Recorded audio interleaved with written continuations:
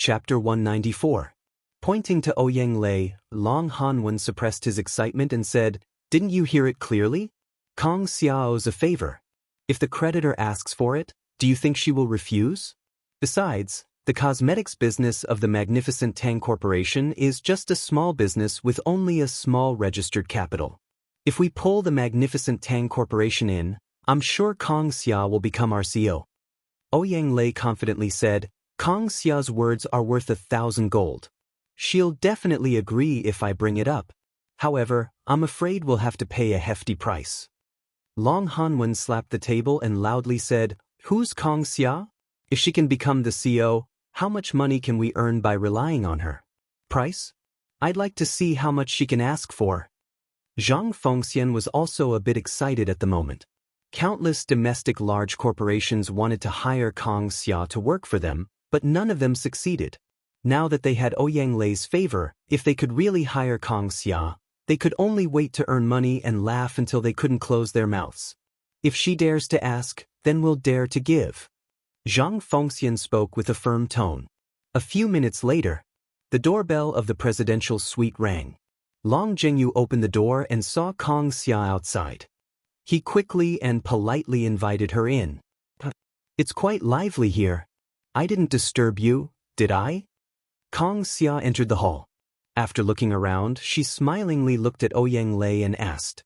Ouyang Lei smiled as he got up and gently hugged Kong Xia.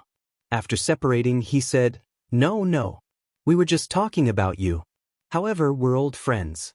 You set up a company and started your own business, yet you didn't tell me. Are you looking down on me?"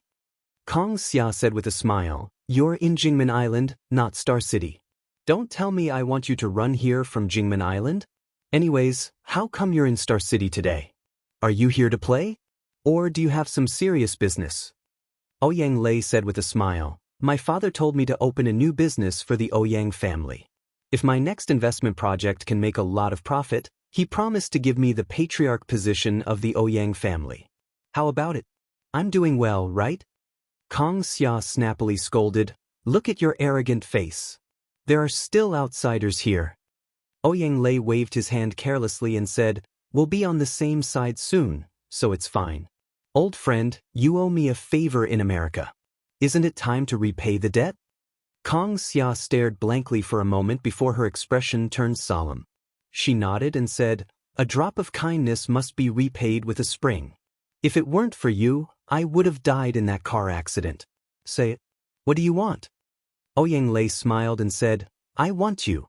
Kong Xia blushed and cursed with a smile, "Go to hell. Don't talk nonsense." Ouyang Lei pretended to be serious and said, "I really want you. Uncle Long, Uncle Zhang, and I are going to work together to fund a construction project. I want you to be our manager." Kong Xia frowned. After pondering for a moment, she forced a smile and said, "Old friend, if it was a few months ago, maybe I wouldn't have said anything and directly agreed. But now," Long Hanwen quickly said, "Chief Kong, as far as I know, your magnificent Tang Corporation is going to do cosmetic business, right? Moreover, you haven't even built a factory yet, let alone launching a product on the market. I think you're not busy at the moment. Also, if you want the magnificent Tang Corporation to participate, we can cooperate in 4 aspects. The project we're going to invest in requires a lot of funds, and the profit is very high. I wonder if you're interested?" Kong Xia shook her head and said, "Not interested."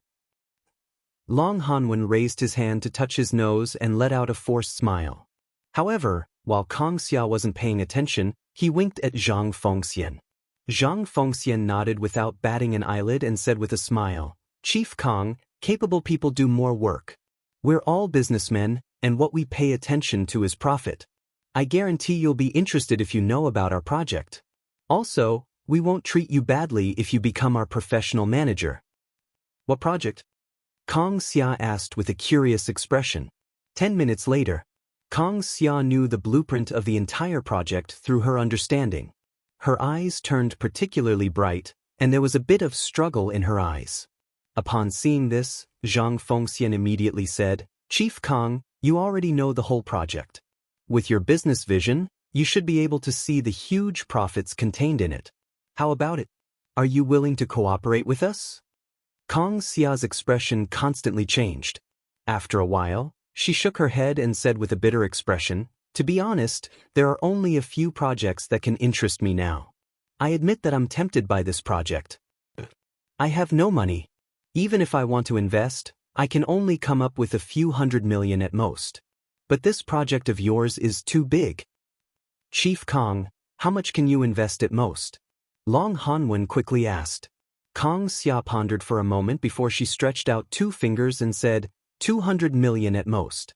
And this is under the condition that I cut some unnecessary investment from the magnificent Tang Corporation, Long Hanwen said with a resolute and decisive tone. If you can invest $200 million and become our CEO, I promise to give you 10% of the shares. How about it? 10%? Zhang Fengxian stared blankly for a moment before a surprised expression appeared on his face. He didn't expect that Long Hanwen would be so generous. It must be noted that if Ouyang Lei could invest $5 billion, he would also take out the same amount of money. And Long Hanwen's investment should not be less than this amount. The total investment of the 3 of them added up was more than $15 billion. 10% was a whopping $5 billion. Long Hanwen added, "I'm talking about the profit." In a flash, Zhang Fengxian relaxed. He naturally had no objection if it was about the profit. Ouyang Lei eagerly looked at Kong Xia and said, "Old friend, please accept it. I don't think anyone in our country is more suitable than you for this position." Kong Xia didn't hurry to reply. She quietly pondered for a few minutes before she looked up and asked, "How much is your total investment?" Long Hanwen said with a deep tone, "I can come up with $8 billion. This is all the funds I can use, including the bank loan." "I can come up with $5 billion.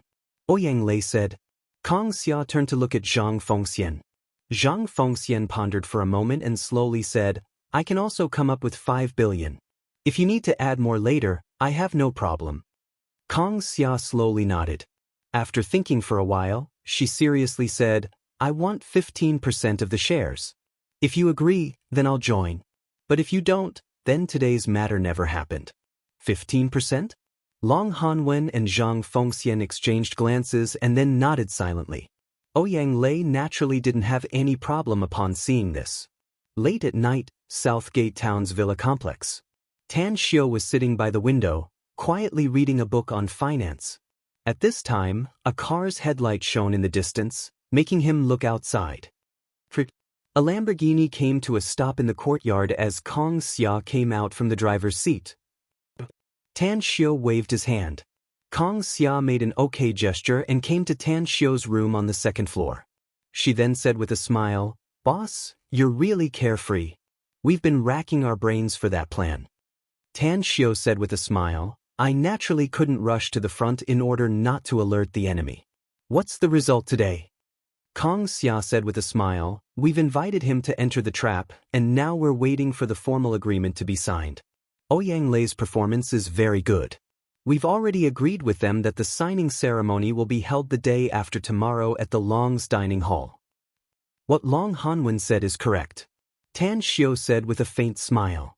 The world is bustling for benefits, and the world is bustling for benefits. Zhang Fengxian's grasp of business opportunities is very accurate, but it's a pity that he never saw through it. It's actually a trap. Otherwise, once the project is completed, the Zhang family's strength will definitely go up another level. The Bible says that greed is the original sin. Kong Xia said with a smile. Tan Xiu shook his head and said, "People's desires are endless. As long as they can see it, they will dare to pursue it." "That's right. Where's the information I asked you to bring me?" Kong Xia handed a folder to Tan Xiu and said, "We've clearly investigated the Zhang's movements. Our people have been tracking them. However, someone has gone missing and we haven't found him yet." "Who is it?" Tan Xiu asked with a confused expression. "Zhang Yongjin," Kong Xia said. Tan Xiu frowned and said in a deep voice, "Find him.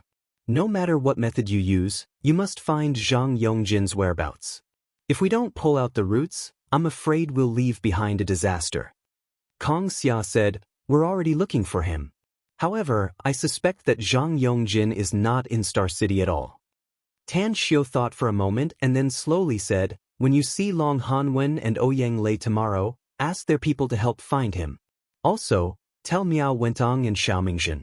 Tell them that no matter which rat hole Zhang Yongjin is hiding in, even if you have to dig 3 feet deep, you must dig him out. Understood. Kong Xia nodded. At Star City Chinese Medical Hospital.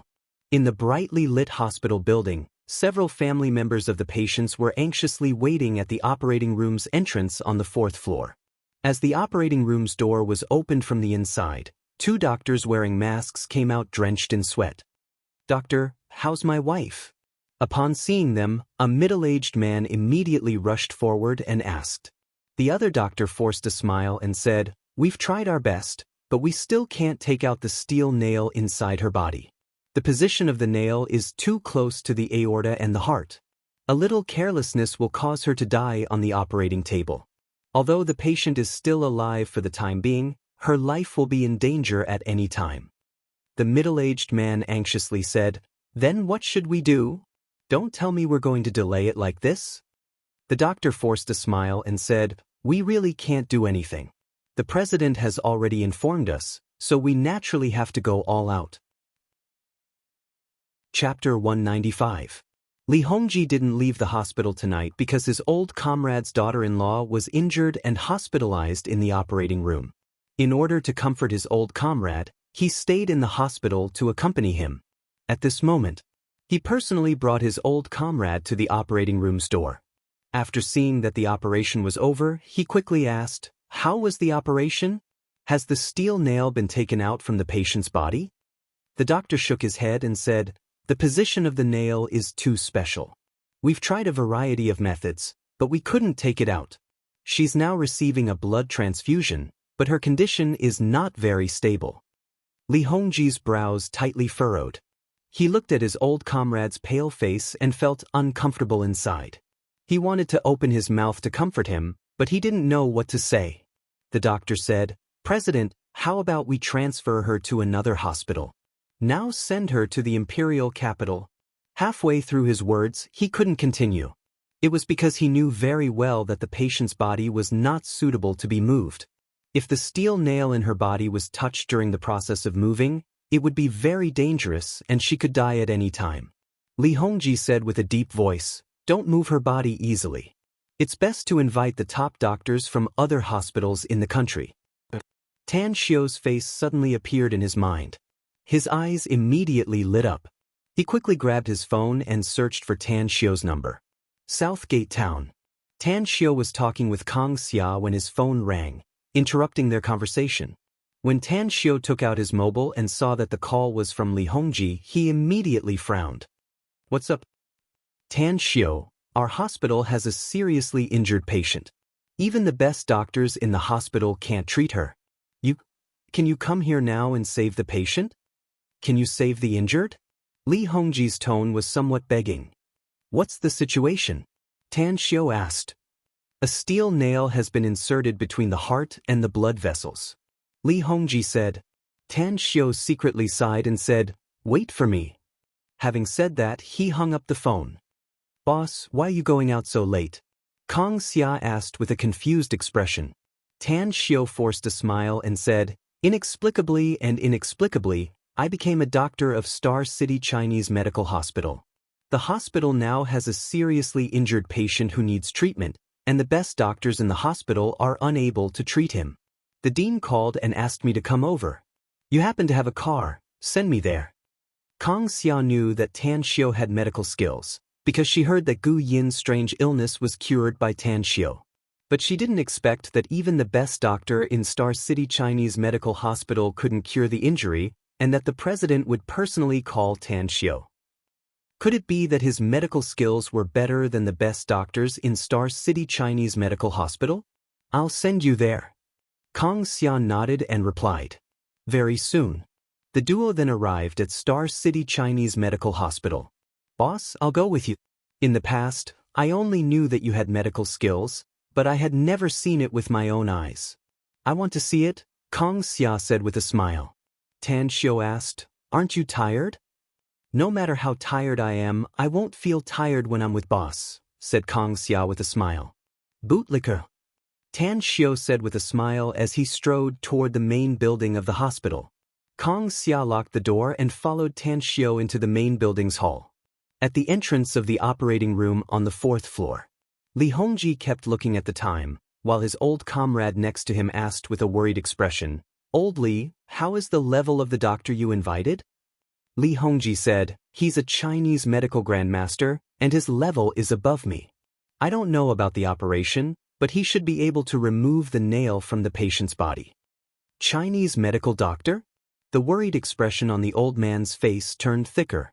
When Tan Xiao's figure appeared in Li Hongji's line of sight, despite his old age, Li Hongji still ran fast as he excitedly said, "Tan Xiao, the patient is in the operating room. Our hospital's doctors have performed an operation on her, but there's no way to remove the nail. Do you have a way?" Tan Xiao said, "I haven't seen her injury, so I don't know for the time being. Take me there to have a look." Li Hongji nodded and said, "Come with me." As Tan Xiao and Li Hongji entered the operating room, Kong Xia and the patient's family members were stopped outside. Inside the operating room, Li Hongji ordered the doctors who stayed inside to remove the thin quilt covering the patient's body. Tan Xiao examined the patient and frowned deeply. How did the nail penetrate her body? A doctor who knew about the situation said, "She was passing by a construction site and was hit by an air gun. It's been 7 or 8 hours since then." Tan Xiao nodded and said, "Help her up and let her sit." Several doctors looked hesitant and looked at Li Hongji one after another. Li Hongji said in a deep voice, "Do as Dr. Tang said." The doctors nodded helplessly and carefully helped the woman to sit up. Tan Xiao picked up a sharp scalpel from the operating table. As the woman's clothes were lifted, he identified the suture position of the wound left by the operation. In the next moment, the scalpel in his hand cut through the suture of the wound and instantly cut off all the sutures. Blood. It gushed out like a spring. Tan Xiao's expression was extraordinarily calm. He quickly picked up the flesh and saw the end of the nail. He grabbed the woman's shoulder and pulled her down from the operating table. Then he punched her back. At the same time, a stream of star force was injected into the woman's body from his fist. Star force was similar to true essence, but its quality was higher than true essence. True essence could heal injuries, so could star force. Tan Xiao injected his star force into the woman's body, ignoring the fact that her wound was bleeding faster. Under the dumbfounded expressions of the doctors around him, he reached out and pressed her back, controlling the star force that was injected into the woman's body to quickly protect her heart. 10 seconds later, Tan Xiao put the woman back on the operating table and then injected his star force into his fingers. He slowly injected it into the wound while inserting his hand into the wound. No one saw that Tan Xiao used his star force to push the blood vessels next to the wound to the side. Then, his fingers clamped the end of the nail and pulled it out. Ding! A few centimeters long nail was thrown into the vat. Tan Xiao looked at the dumbfounded doctors and said in a deep voice, "My task is done. I didn't touch her blood vessels or her heart. I'll leave the rest to you. Stop the bleeding and suture her. That's right, don't forget to disinfect it." Li Hongji was also frightened by Tan Xiao's means. His heart was in his throat. Upon hearing Tan Xiao's words, he seemed to have woken up from a dream. He looked at the doctors who were still shocked and shouted in a deep voice, "What are you still standing there for? Follow Divine Dr. Tang's instructions immediately." But, all right. The doctors finally came back to their senses and immediately began to disinfect and suture the woman's wound. At the same time, they inserted an oxygen tube into the woman's body and connected various instruments to her body. The data measured by the instruments showed that everything was normal. When the doctors and Li Hongji saw the data, they finally felt relieved. At this moment, they were shocked and looked at Tan Xiao, who was calmly washing his hands. They were speechless for a long time. That means just now. Unimaginable. If it were them, they wouldn't dare to do that even if they were given 100 times more courage. Li Hongji followed Tan Xiao out of the operating room. He looked at the worried family members outside, as well as the pale old comrade in arms. He shot a deep look at Tan Xiao, turned his head and said, "Don't worry. Dr. Tang has taken out the nail from the patient's body. The data shown by the instruments shows that although the patient has yet to recover from the danger, she should be fine. I'll order the doctor to take care of her for 24 hours. The old man stared with wide eyes and incredulously asked, "Did he really take it out?" "Oldly, don't lie to me. How long has this young doctor been in there?" "It's less than 5 minutes, no? How did he take out the nail from my daughter-in-law's body so quickly?" "Dr. Tang is actually a divine doctor of our hospital," sighed Li Hongji. "We usually don't look for him unless it's a last resort. He's very busy and it's difficult for him to spare too much time. If your daughter-in-law can be saved this time, the person you should thank the most is him." "Divine doctor?" The old man's lips squirmed a few times as he looked at his son and shouted, "Why haven't you knelt to the young divine doctor and thanked him for saving your wife?" Upon hearing this, the middle-aged man immediately knelt and kowtowed to Tan Xiu. Tan Xiu reached out to stop him. He glanced at Li Hongji and said, "I'm a doctor. Saving lives and helping the wounded is my duty. You don't need to thank me. This is what I should do."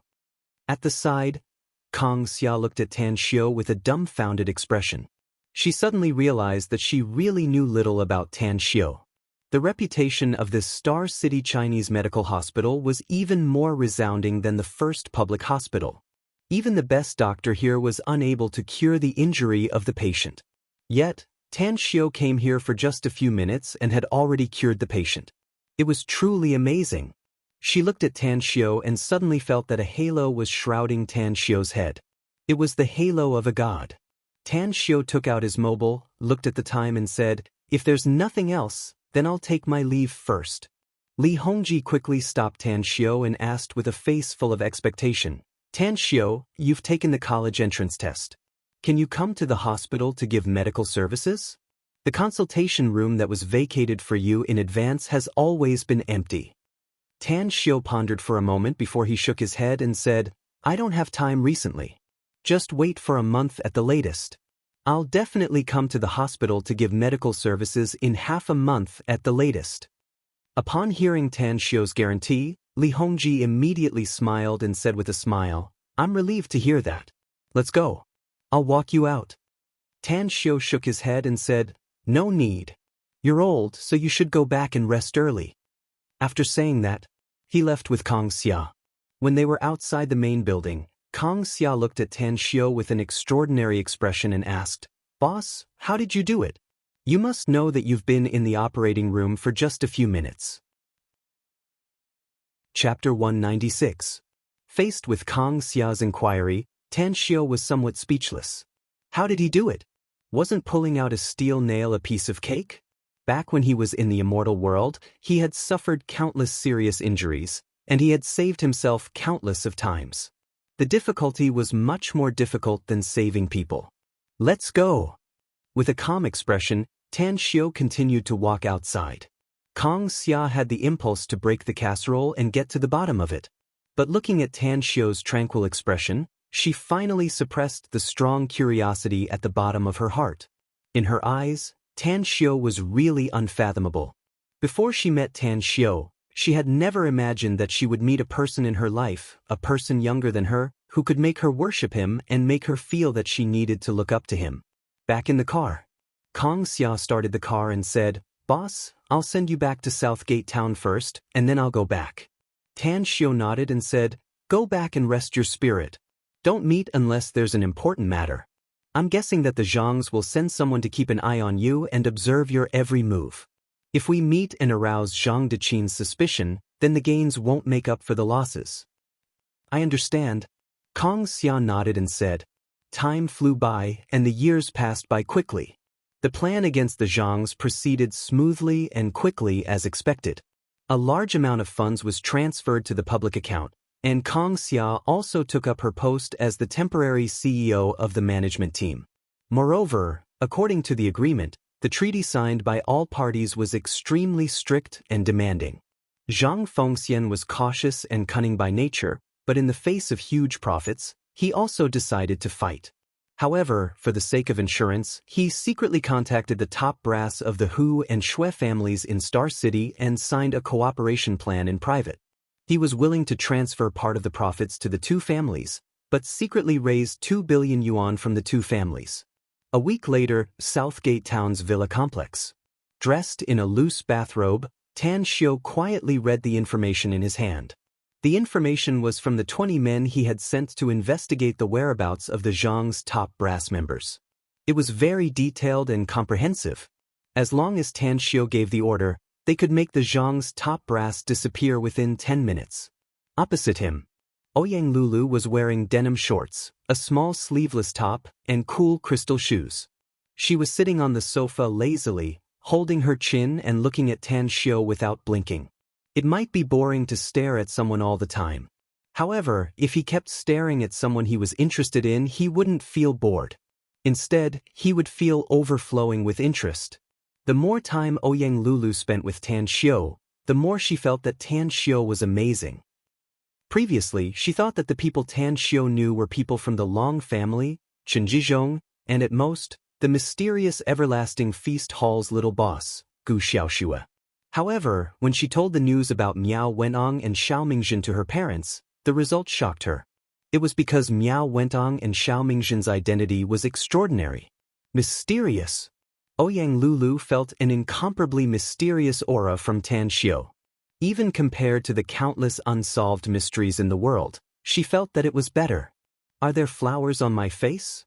Tan Xiu finally put down the documents in his hand and his eyes fell on Ouyang Lulu's face. Ouyang Lulu let out a shallow smile and said, "There are no flowers on your face, but there are flowers on your head. I want to open the petals and see what's inside." "Aren't you bored?" Tan Xiu shook his head snappily.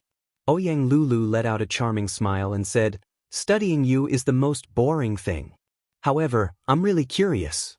The plan against the Zhang family is going on, aren't you worried?" "Worried about what?" Tan Xiu asked. "I'm worried that there will be unforeseen events midway. The Zhang family has a deep foundation in Star City. Maybe they have some hidden cards. In case they reveal their cards at that time, our plan will be thwarted. What should we do then?" Tan Xiu coldly said, "In the face of absolute force, all unforeseen events will be easily solved. I don't want the final solution to be to kill all the Zhangs. But if there are unexpected changes, then we can only use this method." "Tan Xiu, the current society is ruled by law. Aren't you afraid of killing too many people and causing unnecessary troubles?" Ouyang Lulu asked. Tan Xiu indifferently said, "The law is made for the weak, and the truly strong can ignore the law. Although I don't want to challenge the bottom line of the law, others can't challenge my bottom line either. If someone wants to kill my people, then they must die first. I must even cut the weeds and eliminate the roots, leaving no root of disaster behind." Ouyang Lulu applauded and said, "That's right, that's the truth. In Jingmen Island, there was a family that attempted to be our Ouyang family's enemy. They even hired a group of international mercenaries to sneak into Jingmen Island and snipe our people. As a result, those international mercenaries all stayed in Jingmen Island, and that family was removed from Jingmen Island. However, the Ouyang family suffered a great loss that time, and it took us several years to recover." Tan Xiu lightly smiled and said, "It seems that your Ouyang family's heritage is very deep. At the very least, the enemy didn't figure out your family's trump card before rashly attacking your family." "How do you know that our Ouyang family has a trump card?" Ouyang Lulu was surprised. Tan Xiu said, "There are not many fools in this world, and those who can be in charge of a big family are not fools either. Before they acted, I'm afraid that they have clearly investigated the strength of your Ouyang family on the surface. This is called knowing yourself and knowing your enemy, and you will always be victorious in 100 battles." "You're right," Ouyang Lulu said with a smile. "Our Ouyang family does have a trump card, which is my maternal grandfather's family. It can be said that our family has a mysterious relative family. Tan Xiu, I absolutely trust you. That's why I'm telling you this. Although my maternal grandfather's family is very low-key and lives in a remote mountainous area, the people there are tough and valiant. They advocate martial arts, and many of them are very strong experts. Even our Ouyang family has hired a group of experts from them." "I know," Tan Xiu said. "Some of the people your big brother brought this time are quite good." Knock knock, the door was knocked. A smile hung on Gu Yin's delicate face as she entered the room and called out, "Master, we have a guest in our house." "A guest? What guest?" Tan Xiao asked with a smile. "He came to our house before. He's the one who delivered the medicinal herbs to you last time. His surname seems to be Chu." "Chui?" Tan Xiao's expression moved as he got up and said, "Let's go. Let's go see him." In the living room on the first floor, Chu Yi was sitting on the sofa, playing with his mobile phone with a big black suitcase beside him. A bright smile hung on his handsome face, and it was obvious that he was in a good mood. "Chu Yi." Tan Xiao came to the living room and sat on the opposite sofa. Ouyang Lulu was like a well-behaved young wife as she directly sat next to Tan Xiao. Chu Yi put away his mobile and saw Ouyang Lulu following behind Tan Xiao. His expression was slightly startled as he looked at the place where Ouyang Lulu was sitting. An incredulous expression immediately appeared on his face. He raised his arm and pointed at the two of them as he hesitantly said, "You two, what?" Tan Xiao asked with a confused expression. Ouyang Lulu rolled her eyes and snorted, "Humph, what's wrong with the two of us? If you have something to say, just say it. Don't hide it. There's nothing shameful between me and Tan Xiao." Chu Yi forced a smile and said, "Old classmate, your words are full of sarcasm. I don't dare to speak anymore. But I'm very curious, why are you here? If you can come here, why can't I?" Ouyang Lulu said. Tan Xiao said with a smile, "Lulu has something to do in Star City, so she's staying here recently." "Chu Yi, did you come here to deliver the medicinal herbs to me?" Chu Yi looked at them with a strange expression. He then said with a smile, "I came to Star City for two things. The first thing is to deliver the medicinal herbs to you. The second thing is that I received a call from Long Zhengyu. Someone wants to intervene in our project, so I came to ask about the specific situation." Tan Xiao said, "You don't need to ask Long Zhengyu about this matter. We have a bigger plan. You'll naturally know about it after the project is completed." Chu Yi frowned and said with a confused expression, "Brother Tang, I don't understand what you mean. Since I can't ask Long Zhengyu, how about you tell me about it?" Tan Xiao said, "We're using that piece of land as well as the architectural design that I personally drew. The plan is already in progress. If it's not out of my expectation, we should have the result in 10 days to half a month at the latest. I know that you and Bai Tao have shares in that building, but the entire piece of land was bought by Long Zhengyu. We're using that piece of land as our plan. If you want to participate in the future project, it's not a problem. But the premise is that we have to get rid of some people first."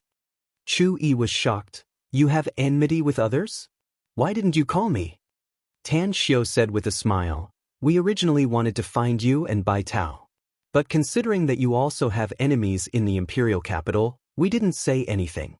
Our plan this time is very tight, and you're the first person who knows about it without participating. So, I hope you can keep it a secret."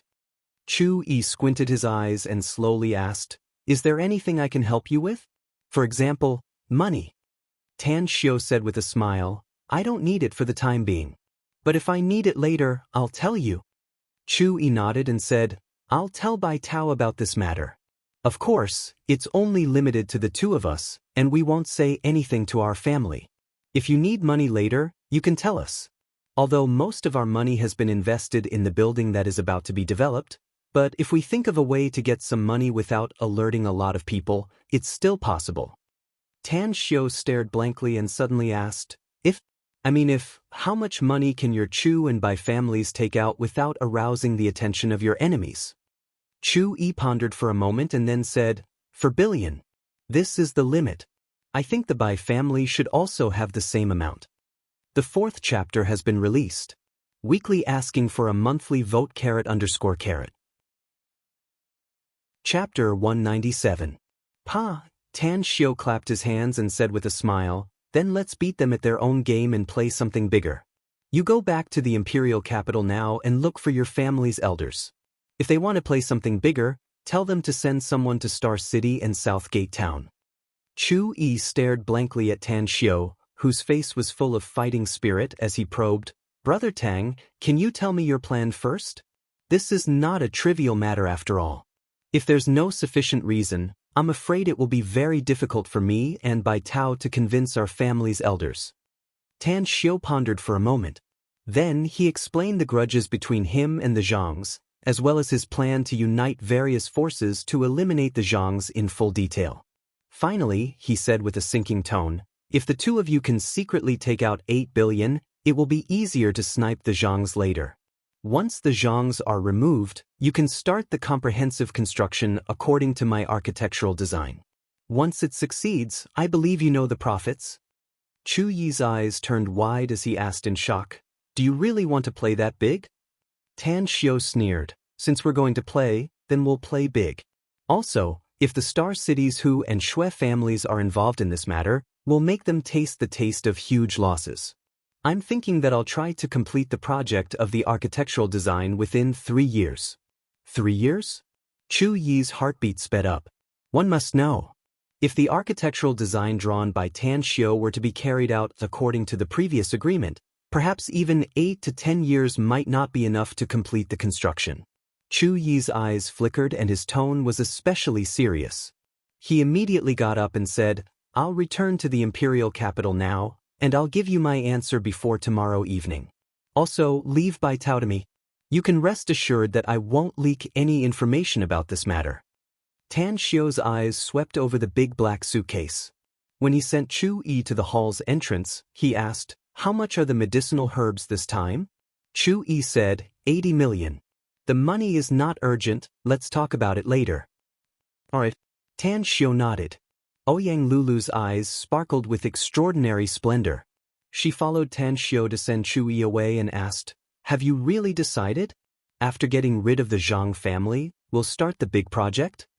Tan Xiu asked, if the project is completed, how much profit can we make?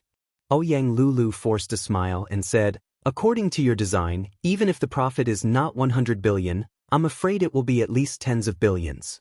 The commercial district and the residential district. Just these two areas alone were very profitable.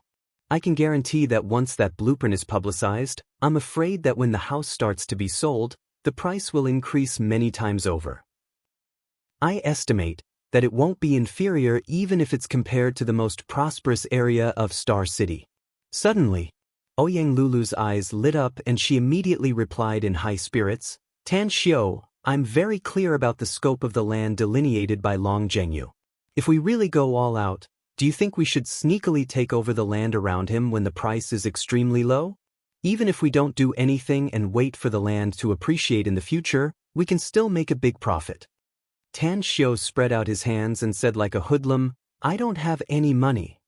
Ouyang Lulu's eyes flickered as she said, it doesn't matter if you don't have money now. My Ouyang family can lend you a part first. After dealing with the Zhang family, I'm afraid all our forces will get a lot of benefits.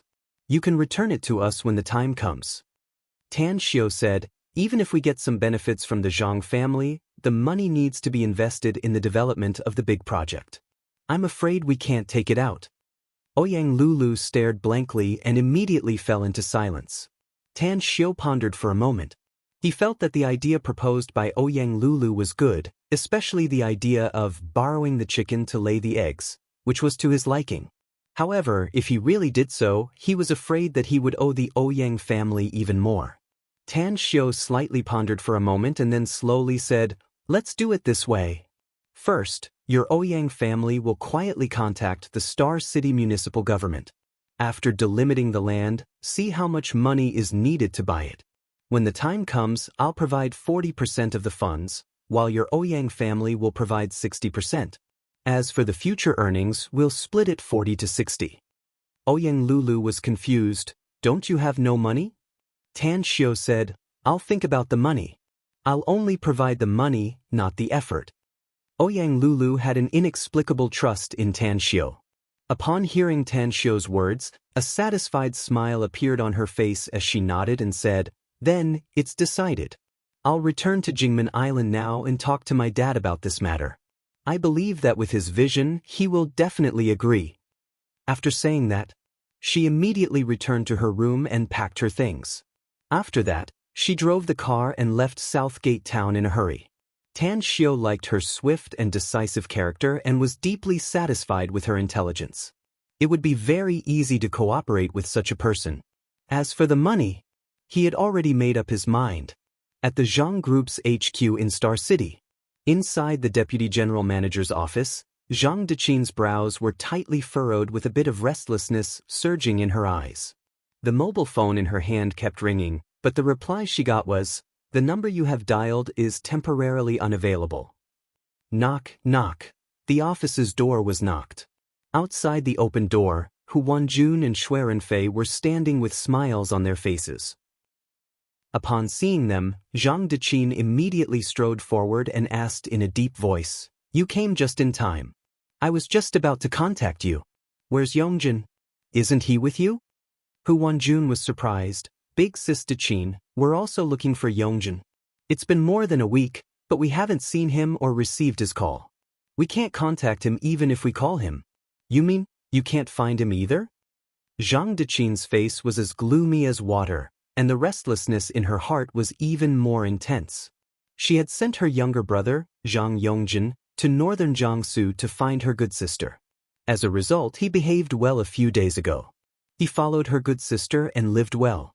But since the day before yesterday, not only did she lose contact with her younger brother, Zhang Yongjin, she couldn't even contact her good sister.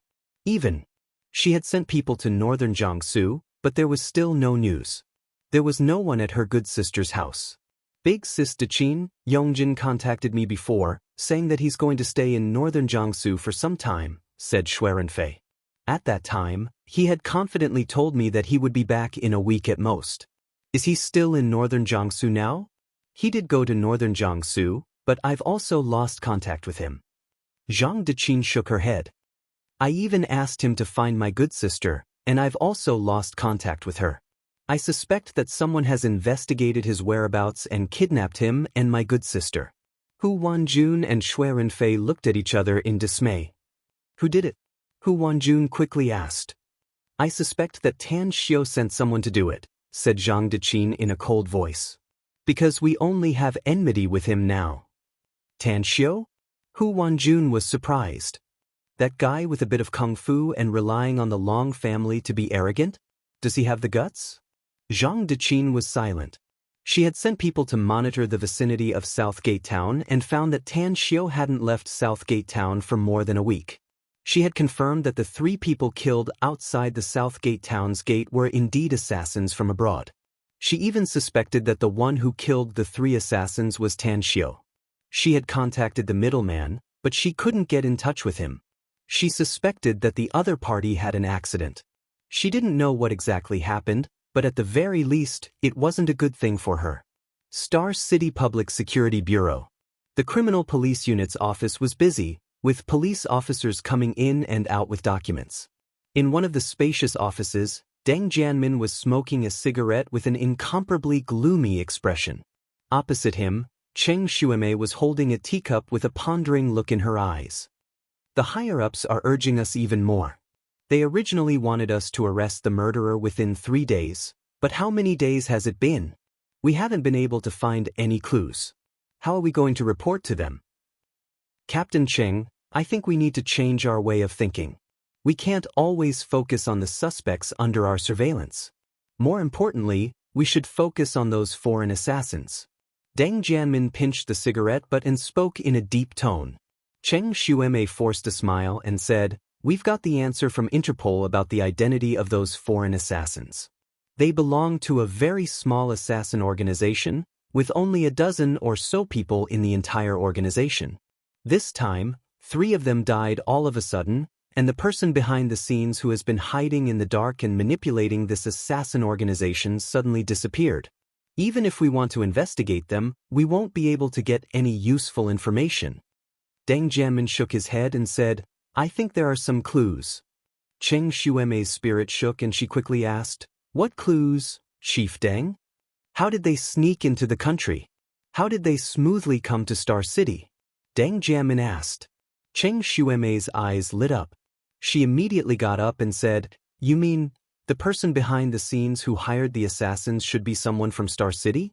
He's the one who helped the 3 assassins to come to the country and helped them come to Star City?" "That's right," said Deng Jianmin. The purpose of an assassin is to get paid to eliminate disasters. Since there is a target, then there must be an employer. We can't find the murderer who killed the assassins, and we can't find any valuable clues from him. So it's better to change our way of thinking and focus on the employer. You immediately send some people to the airport, the bus terminal, and any channel connecting Star City and the outside world. As long as we figure out how these assassins came to Star City, it's very likely that we can find clues about the employer. Cheng Xueme put down the teacup in her hand and said in a deep tone, "I'll personally lead some people to handle it." Deng Jiamin said, "Wait, you also need to contact Interpol and ask them to find out the city where those assassins came from. Only in this way can we speed up the investigation." Sorry, I'm a bit stuck today, so the update was a bit late. Chapter 198. At noon the next day, Tan Xiu quietly left Southgate Town and went to a coffee shop in the nearby commercial street to meet the two high-ranking members of the Chu and Bai families. After having a secret discussion for half an hour, the two returned to the imperial capital. Agreed. This was the answer of the two families. Regarding this result, the happiest one was not Tan Xiu, but Chu Yi and Bai Tao, who had rushed to Star City. From the two of them, Tan Xiu learned that their families had decided to train them as the future masters of their families. Even more so, the two of them brought 8 billion yuan to Star City. Late at night, a Mercedes-Benz entered Southgate Town. In the villa, Tan Xiu saw the travel-worn Xiao Mingjin. "I heard that you returned to northern Jiangsu the day before yesterday. How come you came back today?" Xiao Mingjin's eyes were filled with happiness as he said, "Brother Tang, have you ever heard of the saying that you can wear out iron shoes in fruitless searching, but by chance you find it without any effort? I came back this time to tell you some good news." "What good news?" Tan Xiu asked with a confused expression. Xiao Mingjin took a video from his mobile and said, "This is the video I recorded. You'll know after you watch it." Tan Xiu took his mobile. What he didn't expect was that the video showed a man and a woman tied up. The man turned out to be Zhang Yongjin. He had informed other forces to help find Zhang Yongjin's whereabouts, but there was no result. He didn't expect that Xiao Mingjin would actually find Zhang Yongjin. "How did you find him? Also, who's the woman beside him?" Xiao Mingjin happily took back the mobile and proudly said, "4 days ago, one of my underlings set up a gambling house and won a lot of money. The woman is called Sun Hong, a famous gambling addict in northern Jiangsu's Peng City. In that gambling house, she lost more than 2 million yuan, while Zhang Yongjin, who was with her, lost more than 10 million yuan. Later on, the two of them borrowed 6 million yuan from the high-interest loan shark at the casino. At the next gambling table, Sun Hong's cheating was discovered. That's why my underling tied them up. Originally, according to the casino's rules, we should call their families and ask them to collect the ransom. In the end, one of my subordinates saw that Sun Hong was beautiful and asked her to accompany him for half a month. Sun Hong agreed. But Zhang Yongjin wasn't so lucky. He was tied up and thrown into a room in the casino, where he starved for 2 days. I returned to northern Jiangsu the day before yesterday because an old friend from the Great Northwest came to northern Jiangsu to catch up with me. My old friend, as it happens, likes to gamble. I accompanied him to a casino, and by a freak combination of factors, I found out about it. When I heard Zhang Yongjin's name, I only felt that it sounded familiar, but I didn't take it seriously at that time. Later on, I heard that Zhang Yongjin's family is in Star City, and that he's a very rich and big family. Only then did I immediately react. After Xiao Mingjin finished speaking with a chuckle, he took out a pack of cigarettes and lit it up. Then he said with a smile, "We've been looking for him in Star City and the nearby cities for a long time, but we couldn't find any trace of him. Coincidentally, such a thing happened. Brother Tang, now that I've found the person, it's up to you to decide how to deal with him." Tan Xiu said without the slightest hesitation. Xiao Mingjin nodded and asked, "What about that woman called Sun Hong? Have you investigated her clearly?" Tan Xiu asked. "What's the relationship between Sun Hong and Zhang Yongjin?" Xiao Mingjin said, "I've investigated clearly. Sun Hong is a widow. She used to be Zhang Deqin's classmate and good friend. Now she's a good sister. The reason why Zhang Yongjin went to northern Jiangsu to seek shelter with Sun Hong was to seek refuge. Seek refuge? Tan Xiu asked with a puzzled expression. Xiao Mingjin said with a smile, she was scared by you. You killed those 3 assassins, which made Zhang Deqin afraid. She was afraid that you would retaliate, so she sent her brother to her good sister in northern Jiangsu. Sun Hong is not a chaste woman. During the days when Zhang Yongjin sought refuge with her, the 2 of them got together. Then kill them too. Tang Xiu said. I don't want this matter to be spread out. Xiao Mingjin nodded. He took out his cell phone and dialed a number. After giving a few instructions, he hung up the phone and said, I've contacted Brother Miao on the way to Star City. He told me that the plan here is almost finished. Tan Xiu said with a smile, the Zhang family has already drilled into the trap. It's too late for them to get out. Long Hanwen and Miao Wentong have indeed begun to finish the plan. However, I don't know much about the business side. I'm only responsible for sending people to capture the Zhang family's high-ranking members. Xiao Mingjin squinted his eyes. His eyes flickered as he said with a sinking tone, I've sent people to keep an eye on those people. They can act at any time. Tan Xiu said with a smile, the Zhang family has a lot of businesses, especially those entertainment venues. The Ouyang family and you both have this business, so it's up to you 2 to decide who will take it. Xiao Mingjin said with a smile, I don't want to get involved in Star City. Just give it to the Ouyang family. 2 days later, Kang Xia, who was in charge of the project, issued an order to launch a full-scale attack on the Zhang family's business. Especially in the real estate business, some people who had been arranged in advance began to cause trouble due to the quality of the houses. At the same time, a large number of outsiders appeared in all the entertainment venues of the Zhang family. In addition, many of the Zhang family's employees also suddenly left their jobs. In addition, the bad deeds done by several high-ranking members of the Zhang family were also reported. Even the Public Security Bureau was involved in the investigation. There was also an overwhelming amount of news smearing the Zhang family on the internet, fermenting and erupting in major forums. It spread to the whole country at an extremely fast speed. At the Zhang Group's HQ, inside the general manager's office, Zhang Fengxian was badly battered by a series of attacks. Blue veins protruded on his forehead as he fiercely smashed several quilts. He was like a hungry wolf as he looked at the several senior leaders of the group in front of him and roared, Who can tell me what's going on? Who's targeting my Zhang family? Who's targeting my Zhang group? Several senior members of the group bowed their heads and didn't speak. They didn't know. This was the common thought in their minds. The development of the situation was too fast, as if it had been premeditated. Aside from the real estate business, the Zhang Group also had several other branches operating other businesses. As a result, they were all blocked on the same day. All the major business partners contacted them and told them that they would sever their cooperation in the future. The news that flew over like snowflakes caught them off guard. Bang, bang. The moment the office door was knocked, Zhang Deqin had already dashed inside. Looking at her furious father, Zhang Fengxian, her complexion was ashen as she hurriedly said, Dad, the bank just called. They want us to repay the loan that's about to mature as soon as possible. The bank's president Lu has already promised that we don't need to hurry to repay the money. But now, Zhang Fengxian's breathing stagnated as disbelief was revealed in his eyes.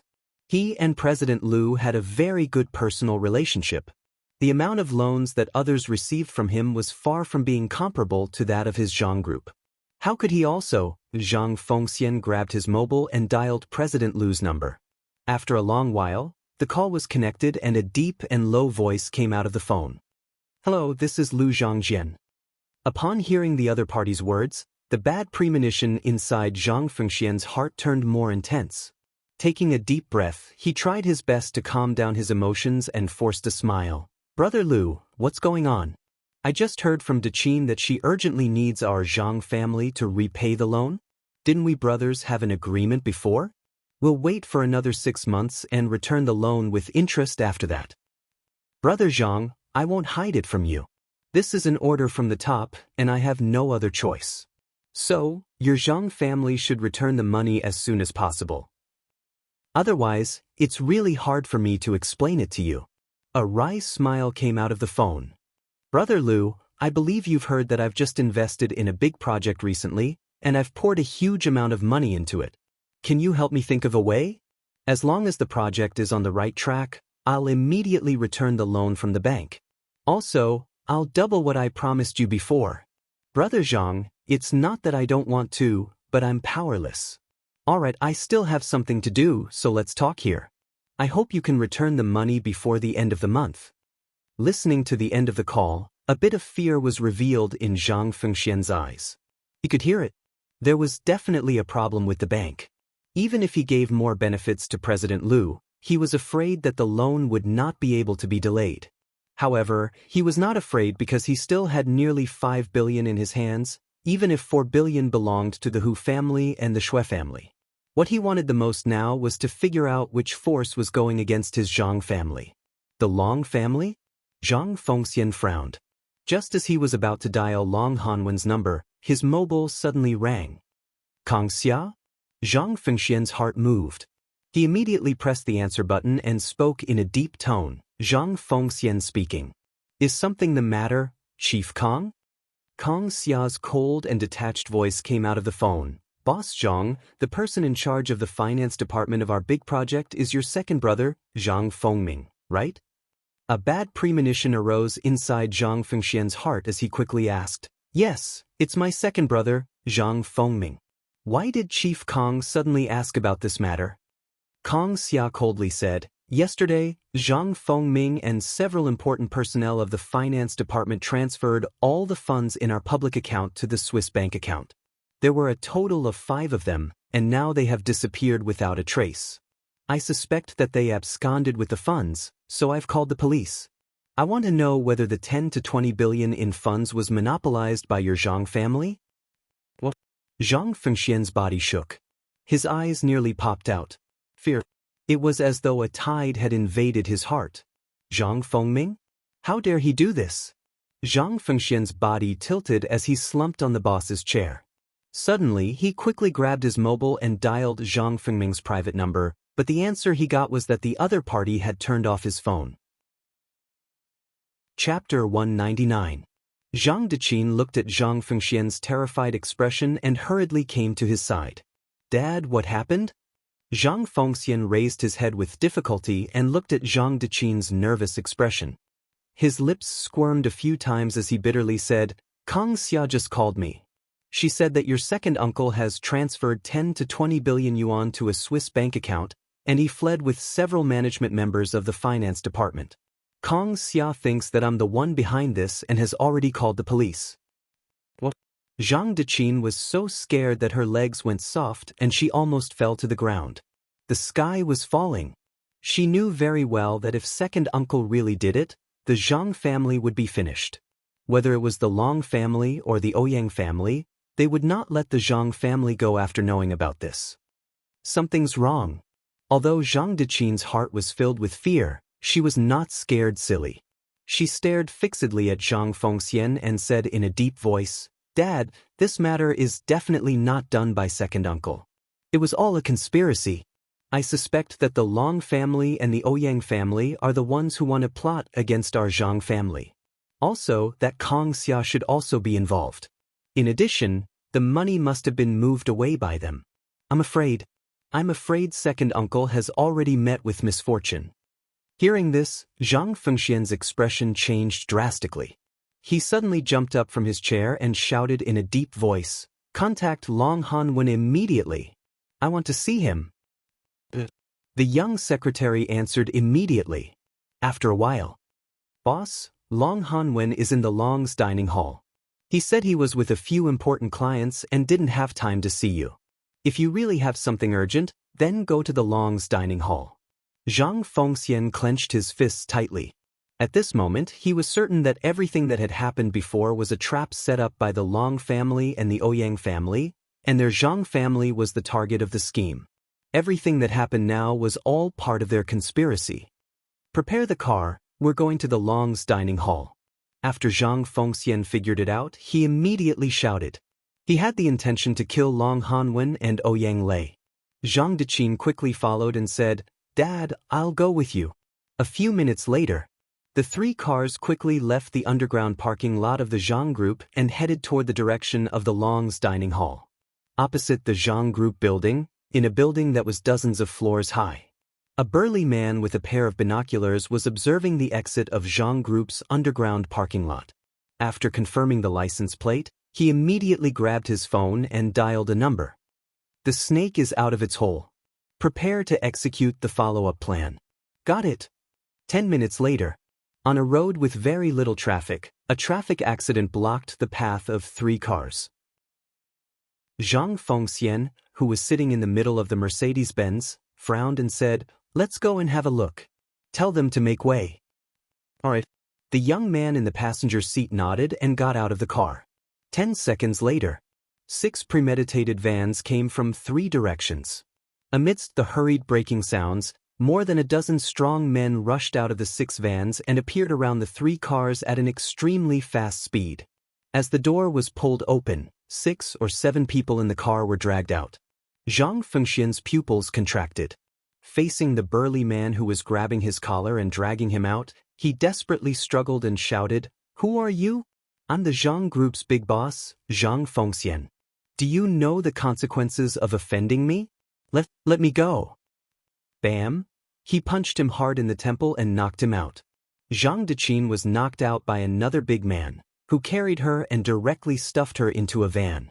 At the same time, in 8 other places, the other 8 important members of the Zhang family were also raided by the mysterious strong men and were taken away with lightning speed. Those people's actions were fast and the places they chose were extremely hidden, so they were not discovered. At Southgate Town, Tan Xiu put down his phone as the ruthless look in his eyes gradually faded away. A total of 12 high-level members of the Zhang family were arrested, along with 9 other employees of the Zhang Group. They had been sent to a secret place arranged by Long Hanwen in advance. The phone call just now was from Long Hanwen, who asked Tan Xiu how to deal with these people.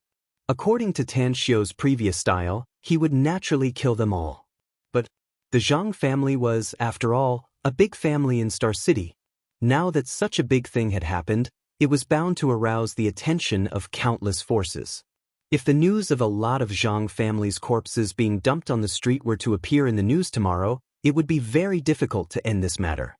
Furthermore, this matter was not over yet. When the Zhang Group was completely annexed, it would be the time to deal with the Zhang family's high-level members. Tan Xiu left the villa and came to the property management office. After finding Long Shuiyao, he said, "Take me to Lakeview Manor. It's not convenient to go out without a car." Long Shuiyao said with a smile, "Is it urgent? If not, wait for me for a while. I have something to deal with. I'll talk to you later." Tan Xiu nodded. Tan Xiu was no stranger to the property management office. He came to the rest area and the staff enthusiastically served hot tea. He silently thought about what he needed to do after dealing with the Zhang family. The college entrance tests results would come out soon. He was not worried about his own results. What he needed to consider now was the university he was going to apply for. Blue City University was a good choice. It was located in the provincial capital and was also a national key university.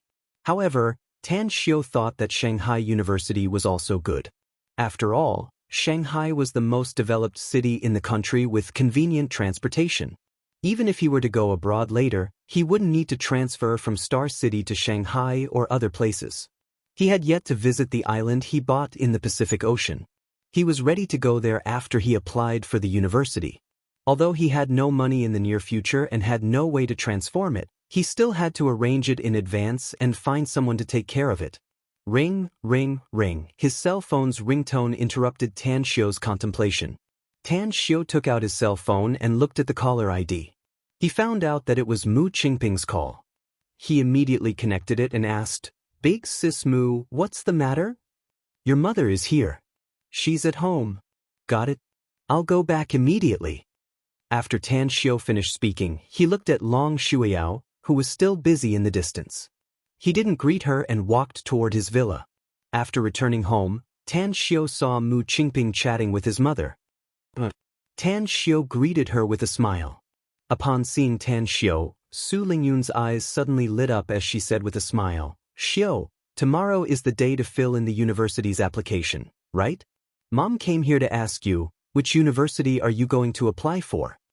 Tan Xiao shook his head and said, I haven't thought about it yet. Upon hearing it, Su Lingyun immediately said anxiously, How can you do that? Tomorrow is the day to fill in the application. If you haven't thought about it, it will be a delay. Tell Mom, where do you want to go to study? Which university do you think you can apply for with your results? Tan Xiao said, I can guarantee that with my results, I can be admitted to any university in the country. If you really want me to say it, I have 2 goals now. The first one is our province's Blue City University. The reason why I'm considering it is because it's in our province and close to our star city. If you can't let go of the restaurant business, I can come back to see you at any time.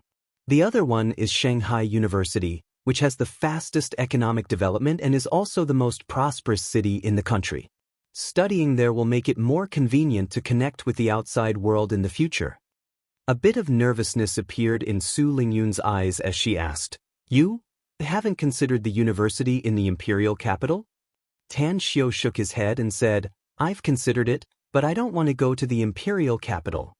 Upon hearing it, Su Lingyun seemed to be relieved as a smile reappeared on her face. She said with a smile, It's good that you don't want to consider it. The imperial capital is our country's capital, but if you study there, the pace of life after graduation will be fast and the pressure will be huge. Mom thinks that you should go to Shanghai. Tan Xiao's brows slightly furrowed. Fast pace of life? Huge pressure? This was indeed the case in the imperial capital, but wasn't it the same in Shanghai? His mother seemed to reject him going to the imperial capital. When she spoke just now, although she concealed it well, she was still very nervous, especially when she talked about the imperial capital. Could it be that there's something hidden in it? Tan Xiao probed, Mom, if I choose to study in the imperial capital, will you oppose it? This, Su Lingyun hesitated. Tan Xiao's eyes slightly squinted. After a moment, he returned to normal and said with a smile, I'm just joking with you. Even if you want me to go to the imperial capital, I won't go there. So be it. If you're willing to close your restaurant business and go to Shanghai with me, I'll apply for Shanghai University when I fill the application form. If you don't want to go with me, then I'll apply for Blue City University. Su Lingyun quickly said, Xiao, our restaurant's business is booming now. It's a pity to close it now. You don't need to care about me. Star City is our home after all. I'll stay in Star City, and you'll apply for Shanghai University. It's, after all, one of the top universities in the country. You can further your studies there and you'll definitely be more powerful in the future. Furthermore, the transportation is so developed nowadays. If Mom misses you one day, I can visit you at any time. Besides, you can also come back if it's a Sunday or a holiday. Tan Xiao was silent for a moment. He then slowly nodded and said, All right, I'll listen to you. However, I'll buy a house in Shanghai. It's very close to Shanghai University. When you're tired of staying in Star City, you can go to Shanghai and live there for some time. In addition, if I go to Shanghai to study, you can move here to live. This villa is so big that it can't be left empty. Su Lingyun said with a smile, I'll definitely come and live there if you can be admitted to Shanghai University. It's a deal. Since Tan Xiao had made up his mind, he was in a good mood and replied with a smile. Chapter 200. Tan Xiao's eyes shifted to Mu Qingping and said, Big sis Mu, I have 2 dirty clothes in my room. I'll have to trouble you to help me wash them. A strange light flashed in Mu Qingping's eyes as she said with a smile, You talk, I'll wash the clothes. As Mu Qingping left, Tan Xiao's eyes fell on his mother again. The smile on his face slowly faded away as he became a bit serious and said, Mom, I've decided that there should be no secrets between us, mother and son. I'll tell you a secret, but you must also answer me a secret. What is it? Su Lingyun asked with a puzzled expression. Tan Xiao said, I spent some money to buy a private island in the Pacific Ocean. I'm going to turn it into a paradise. If you're tired of living outside, you can go there to live. A private island? Su Lingyun asked with an inconceivable expression. How much did you spend, Xiao? 5 billion. Tan Xiao said truthfully. Hiss. Although Su Lingyun knew that her son had hundreds of millions of assets, she still couldn't help but gasp when she heard 5 billion. Tan Xiao explained, originally, I borrowed the money. Later, because of some reasons, I made a lot of money and paid it back. So, you don't have to worry about the money coming from an illegal source. Su Lingyun was still a bit absent-minded as she said, Xiao Yu. Tan Xiao's eyes instantly burst out a strong light as he hurriedly asked, Mom, I've told you my secret. We, mother and son, shouldn't have secrets. Can you tell me why you don't want me to go to the imperial capital to study? In a trance, Su Lingyun blurted out a sentence, that's because your father's family, her words. It suddenly stopped.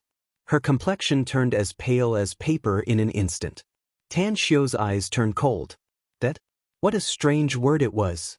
When he was a child, he did ask his mother many times about his father, but he didn't get an answer.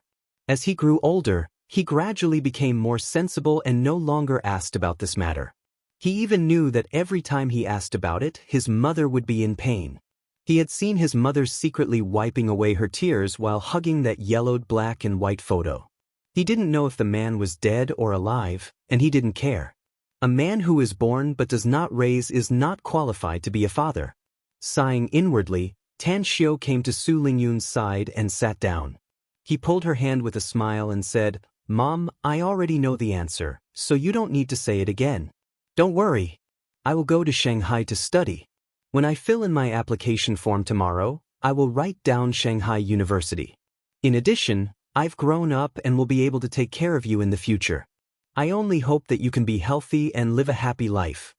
Su Lingyun's eyes overflowed with tears as she nodded heavily. Subsequently, Tan Xiao accompanied his mother and chatted for a while. When Mu Qingping came to the living room, he handed over the task of accompanying his mother to her and left the house alone. When he came to the property management office again, Long Shuiyao was almost done with her work. Where are you going? Long Shuiyao, who was wearing a decent business attire, asked with a beaming smile. Tan Xiao said, Lakeview Villa? Long Shuiyao was astonished. Why are you going to Lakeview Villa? The threshold there is very high. If you don't have an appointment in advance, you can't go there. Tan Xiao said, Long Hanwen is waiting for me there. Long Shuiyao was surprised. My uncle? When did you have such a good relationship with my uncle? Tan Xiao said with a smile, there are still a lot of things you don't know. Don't ask so much. Let's go. I'm in a hurry. Long Shuiyao gave Tan Xiao a flirtatious supercilious look. She drove her sports car and drove Tan Xiao away from Southgate Town. After arriving at Lakeview Villa, Long Shuiyao was obviously a frequent visitor here. She was directly let through without any obstruction. After getting off the car in the parking lot of Lakeview Villa, Tan Xiao said, Your task is done. I still have something to do, so you go back first. Long Shuiyao quickly said, Wait, I still have something to talk to you about. Tan Xiao helplessly said, You've been chatting with me all the way here. Why don't you talk about the proper business? Forget it. What's the matter? Long Shuiyao snappily said, Isn't it because of you? The driving school's headmaster asked me when you will go to the driving school. There are only a few days left before the next batch of students take the test. He can let you jump the queue ahead of time. However, you need to familiarize yourself with the car and try to drive it.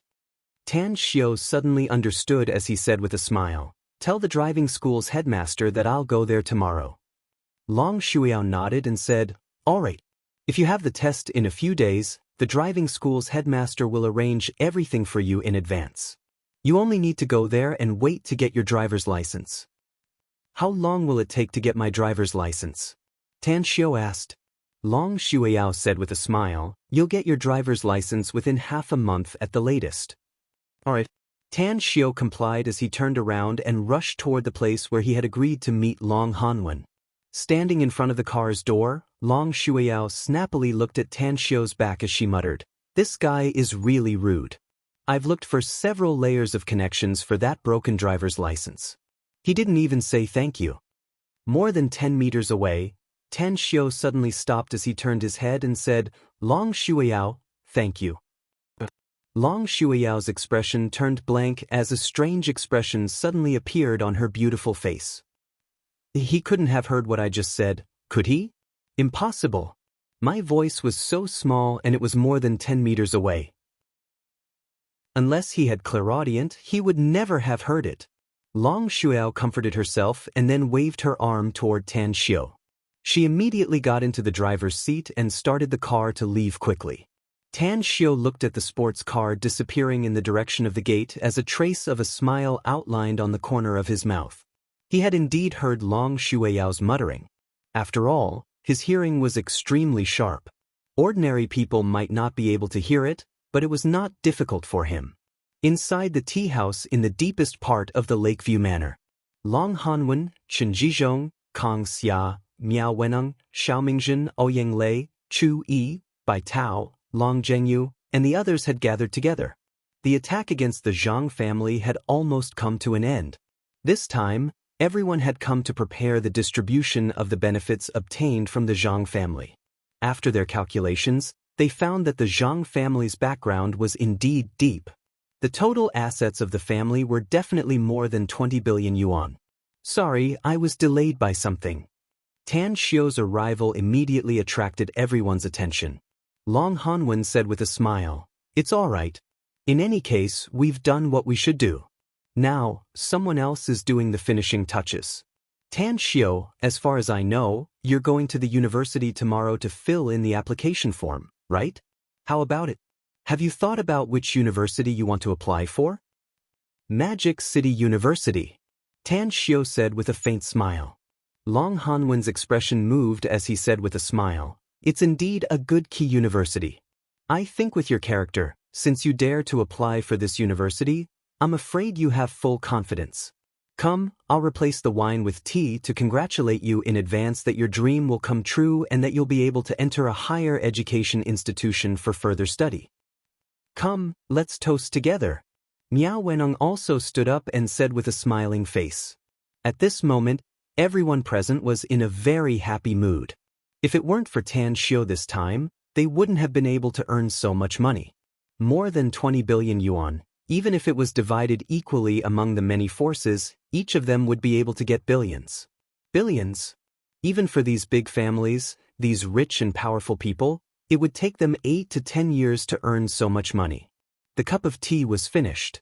Long Hanwen looked at Tan Xiu and asked with a pensive expression, "The Zhang family is doomed to be finished. We're now dividing their property.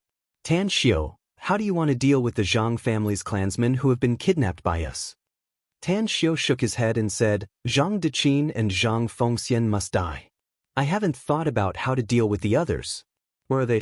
I'll go see them." Long Hanwen said, "I've sent people to transport them here. They're now locked up in the Longhu Manor's underground secret chamber." Tan Xiu nodded. He then looked at Kong Xia and said, "As for how to divide the money, you can talk to them. Also, apart from the 200 million for buying information, you'll use the rest for the upcoming big project." After saying that, under Long Zhengyu's lead, he quickly rushed to the Longhu Manor's underground secret chamber. In the underground secret chamber, the 21 bound Zhang family members and important executives of the Zhang group all fell into silence. Although they already had some suspicions in their hearts, they hadn't seen the main character yet. Therefore, they didn't dare to be sure who sent people to kidnap them. Creak. The underground secret chamber's door was pushed open as 4 strong men holding knives coldly walked into the secret chamber. "Who the hell are you?" Zhang Deqin's hands and feet were tied. She leaned against the corner of the wall as she roared loudly. "I'll tell you." Tan Xiu walked into the room and looked at Zhang Deqin's angry expression with a cold and detached expression. Long Zhengyu followed behind with folded arms as though he was watching a good show. "It's you?" Zhang Deqin's pupils contracted as she screamed. Zhang Fengxian's brows deeply wrinkled as he coldly glanced at Long Zhengyu before his eyes finally fell on Tan Xiu. After looking at Tan Xiu for a few times, he turned his head and shouted with a sinking tone, "Deqin, do you know him?" Tan Xiu looked at a strong man who moved a chair. After he sat down, he crossed his legs and said with a smile, "I know him. Of course she knows me. I'm afraid she'll recognize me even if I turn into ashes. Am I right, eldest Miss Zhang? Fear appeared in Zhang Deqin's eyes. She knew that she was finished the moment Tan Xiu appeared. She had witnessed Tang Xiu's ruthlessness and ruthlessness. Even 3 foreign assassins had died in his hands. Such a person would never let her go. Tan Xiu said with a smile, "Now you know what fear is? I've forgiven you and your brother, but you even dared to spend money to hire foreign assassins to kill me. I'll send you and your brother to meet the King of Hell just because you hate me to the bone." "I'm very sorry." Quiet Night is giving a lecture at the Chongqing College of Arts and Sciences today. I only started writing in the afternoon, so the update time has been delayed by nearly half an hour. Please forgive me, brothers and sisters. For the sake of Quiet Night getting up early and working in the dark, I'm weekly asking for a monthly vote. Chapter 201. Zhang Deqin's body trembled and the horror in her eyes became more intense. Her voice also became sharper and shriller as she screamed, "Tan Xiu, did you capture my brother?" "That unlucky child, Zhang Yongjin, is indeed dead," said Tan Xiu with a smile. "Not only him, but your good sister is also dead. Don't worry. You'll be able to see him down there soon. I'll let your whole family reunite down there." Big drops of tears rolled down from Zhang Deqin's eyes. She stared fixedly at Tang Xiu with resentment in her eyes as she wailed miserably, "Why? You fucking bastard. Why did you kill my brother? Come and kill me if you have the guts. The fucking curse and curse. Take advantage of your breath and vent all the resentment in your heart." Tan Xiu sneered. "Otherwise, you'll become a malicious ghost after you die and won't be able to reincarnate for generations." Zhang Fengxian and the Zhangs had been listening to the conversation between Tan Xiu and Zhang Deqin. At this moment, they finally understood that the mastermind who kidnapped them turned out to be this young man in front of them and also the one who wanted to destroy their Zhangs. They could even hear the deep hatred between Zhang Deqin and this young man. Zhang Fengxian desperately looked at Tan Xiu. He turned his head and angrily cursed, "Bastard, tell me what the hell happened? How did you and your brother become enemies with him?"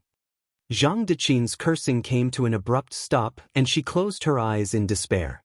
"It said that reincarnation is a skill," Tan Xiu sneered. "It seems that giving birth to a child is also a skill.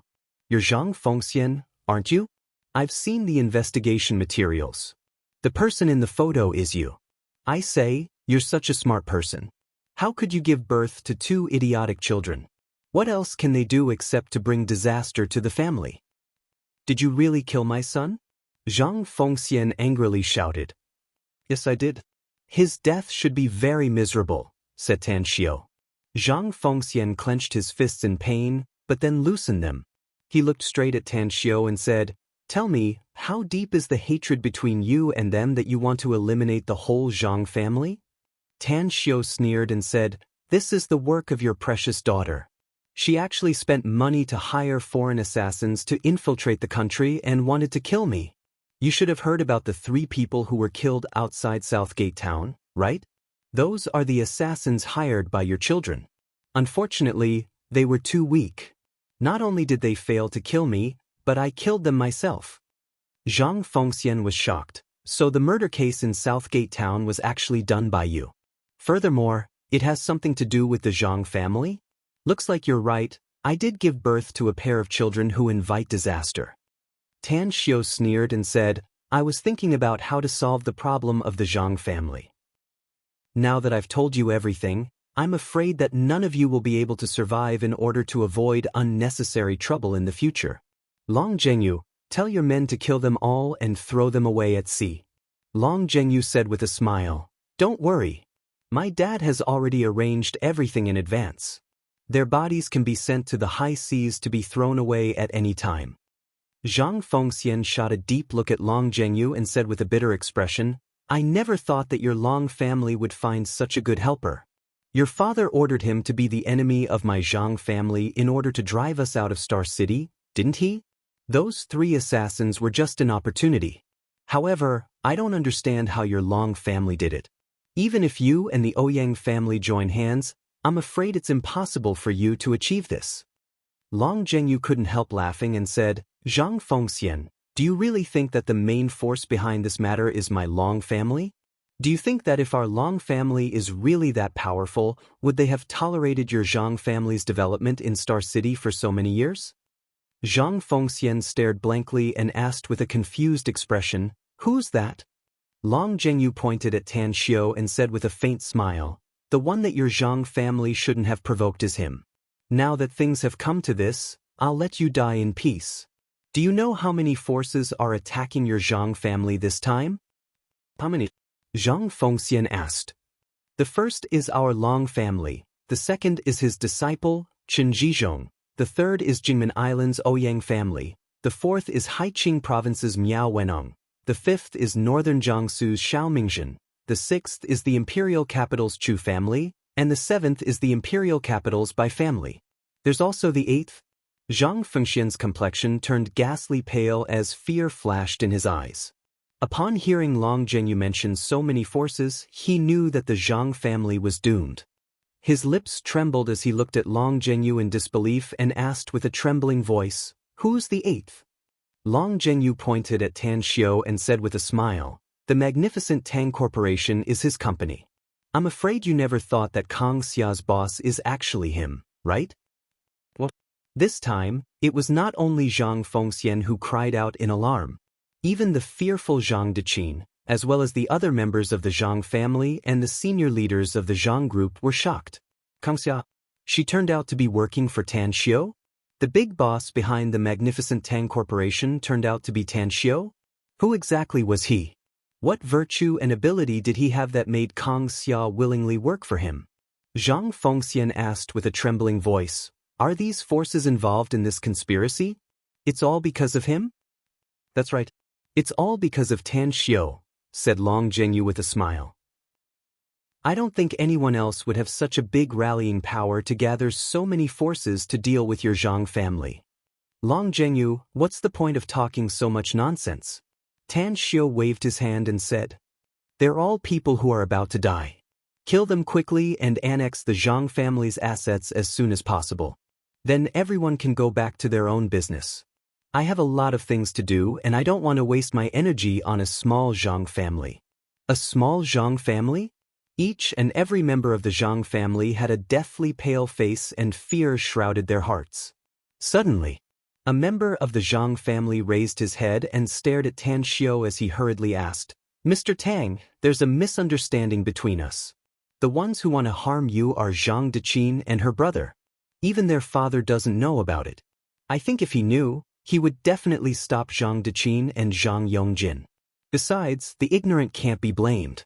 We didn't participate in this matter, nor do we have any grudges with you. Can you let us go? You can take all the Zhang family's assets if you want. Besides, I've saved a lot of money over the years. I'll give it all to you. Another member of the Zhang family also hurriedly said, I'm also rich. I'm willing to use money to buy my life. Please don't kill us. If our Zhang family falls, we'll be penniless. We'll hide far away from you later. It's best if we don't see you again in this life. If you still can't vent your hatred, just kill Zhang Deqin. She's the main culprit. She's the one who deserves to die. You guys, Zhang Deqin looked at the two people who spoke in disbelief. One of them was her blood-related uncle, and the other was her blood-related aunt. She never dreamed that they would betray their niece in order to live. Zhang Fengxian looked at his younger brother and sister in pain. He was so distressed that he almost stopped breathing. However, he didn't want to die.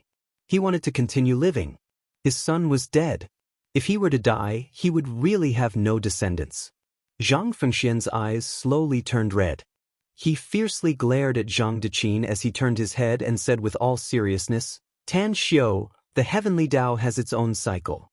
Although Zhang Deqin is my daughter, she should have thought about the consequences of her failure before she hired an assassin to kill you. As the saying goes, one should be responsible for his own actions. If you can't vent your hatred by destroying our Zhang family, then kill her too. As for the others, I hope you can spare our lives. We'll leave Star City later and fly to a faraway place. We'll never see you again. Dad? Zhang Deqin's blood boiled as she crazily spurted out a mouthful of blood. She couldn't wipe the blood from her mouth as she looked at her father with disbelief. Her uncle and aunt had abandoned her and pushed her out to be a shield. She could understand it.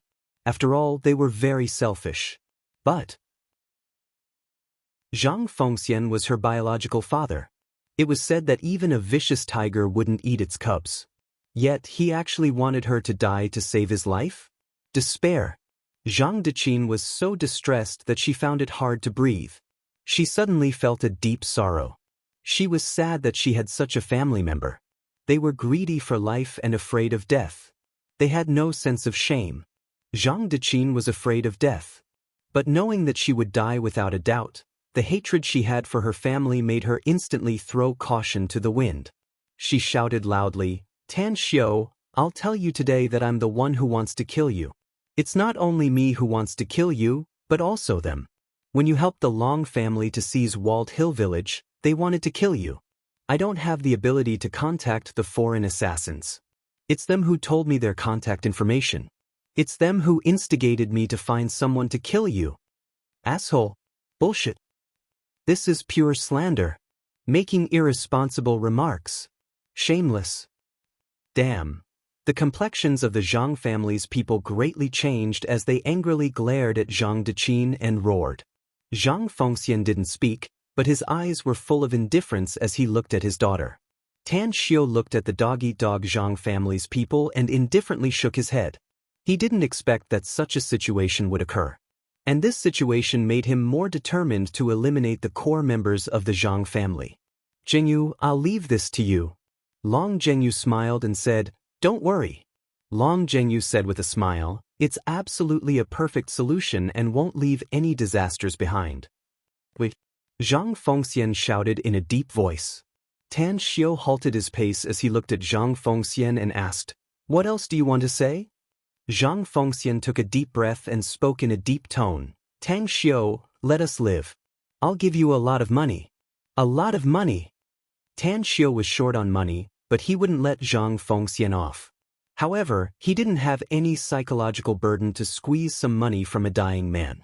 He asked with interest, "How much do you think your lives are worth?" Zhang Fengxian said with all seriousness, 3 billion. I'm willing to pay 3 billion to buy our lives. This is the last money I've hidden. Apart from me, no one else in the Zhang family knows about it. As long as you let us go, all 3 billion is yours. Chapter 202. Tan Xiu was shocked. He didn't expect Zhang Fengxian to have so much money. After pondering for a moment, he looked at Long Zhengyu and said, "Take the money and let him go." Long Zhengyu was taken aback and asked hesitantly, "Are we really going to release them?" "Release?" Tan Xiu said with certainty. Long Zhengyu said helplessly, "Aren't you afraid of letting the tiger return to the mountain?" Tan Xiu sneered, "Are they tigers? If they still dare to offend me, let alone within the country, even if they escape to any other country, I have a way to find them and make them beg for death." The members of the Zhang clan felt a chill in their hearts, and they lowered their heads in silence. Right at this moment, Tan Xiu gestured to Long Zhengyu, then turned around and left the secret chamber. After returning to the tea house, Tan Xiu looked at everyone's gaze and said with a faint smile, "The harvest is pretty good. Zhang Fengxian is willing to fork out another 3 billion to buy the lives of their entire clan." "Did you agree?" Long Hanwen asked. Tan Xiu sneered and said, "How can I agree?" However, he had to get the money first. Long Zhengyu would stay there to deal with it. "Tell me, how can we let all the members of the Zhang family die, and let the higher-ups of the Zhang group survive?" Xiao Mingjin said, "I have a way." Tan Xiu's expression changed as he asked, "What is it?" Xiao Mingjin sneered, "Let them kill the Zhang family's people with their own hands, and then think of a way to send them and their families abroad. They were the ones who killed the people. Although we forced them, they couldn't avoid the responsibility. When the time comes, they will definitely keep their mouths shut. Furthermore, they weren't in the country, so they wouldn't be able to cause much trouble. Leave this matter to me, I will definitely complete it perfectly." "Let's do that." Tan Xiu nodded. The next day, after leaving Southgate Town, Tan Xiu took a taxi and rushed to Xingxing No. 1 High School. Today was an important day to fill in the application forms, so he naturally couldn't miss it. Moreover, he had already chosen a school.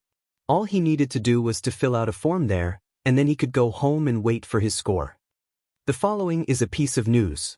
The Zhang Group suddenly collapsed, and the Zhang Group's top executives disappeared collectively. Rumor has it that the Long Group, the Magnificent Tang Corporation, and the Ouyang Group have jointly issued a statement saying that Zhang Fengming, a senior executive of the Zhang Group, has stolen tens of billions of yuan from the three major groups and is about to be used for the Paradise on Earth project and has absconded to avoid punishment. This piece of news was broadcasted on the radio in the taxi. The driver was a young man. After hearing the broadcast inside, he turned his head and glanced at Tan Xiu, who was sitting in the front passenger seat, and sighed. This is really fulfilling the saying that humans die for wealth just as birds die for food. The Zhang's group was a big enterprise, but as a senior manager of the family, he actually greedily stole the project funds and ran away. A man who is never satisfied is like a snake trying to swallow an elephant. In my opinion, this must be instigated by the members of the Zhang family. Didn't they also go missing? They must have escaped together. Tan Xiu replied indifferently, when the forest is big, there are all kinds of birds. The young driver patted the steering wheel and said with approval, "That's right. That's the truth. This time, the Zhang Group will be finished, and those who work in the Zhang Group will also be out of luck. Those who do business with the Zhang family will be out of luck." Out of luck? Tan Xiu secretly laughed inwardly. Not only did they not suffer any loss, but they could also annex the Zhang family's assets. How could they be out of luck? The young driver said, "Brother, I believe you've also heard about it, right? Recently, all kinds of scandals of the Zhang Group have been exposed. They instigated local ruffians to rob the project, and even carried out some jerry-built projects. In any case, those who do evil are doomed to meet their doom. The collapse of the Zhang Group is a big happy event for us ordinary people." The Zhang Group has a bad reputation? Tan Xiu asked with a puzzled expression. The young driver rolled his eyes and snorted, "It's more than a bad reputation. It's simply unbearably stinky. The Zhang Group's employees have begun to expose the bad quality of their projects. They said that there are many shady secrets in their company. In short, the newspapers, TV, and the internet are all scolding the Zhang Group for being inhumane." Upon hearing this, Tan Xiu secretly admired the means of Long Hanwen, Chen Zhizhong, and the others. Although he was the leader of this matter, and he was also clear about most of the plans, but when it came to the actual operation, the knowledge inside was really too big. The effect it produced was simply too amazing. On the same day, major media in Star City, and even the headlines in the country were all about the news of the Zhang Group.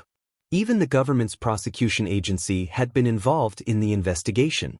Once the investigation turned out to be true, perhaps the Zhang Group would forever disappear from the earth. Moreover, the naked reality had once again verified the saying, "When the tree falls, the monkeys scatter, and when the wall collapses, everyone pushes it." Nowadays, the Zhang Group was already at a critical juncture in the midst of a storm. It was only a matter of time before it went bankrupt. Tan Xiu arrived at Xingqing No. 1 High School and directly entered Class 10. Since this was the last time they would meet each other in high school, and perhaps many of them would never meet again in this lifetime, everyone cherished this classmate friendship. Those students who didn't like Tan Xiu in the past didn't show any hostility towards him. Yuan Chuling, Qing Yannan, Xia Wanfen, and Li Shaoqian were gathered together and whispering. Upon seeing Tan Xiu's arrival, Yuan Chuling directly pulled Tan Xiu to them.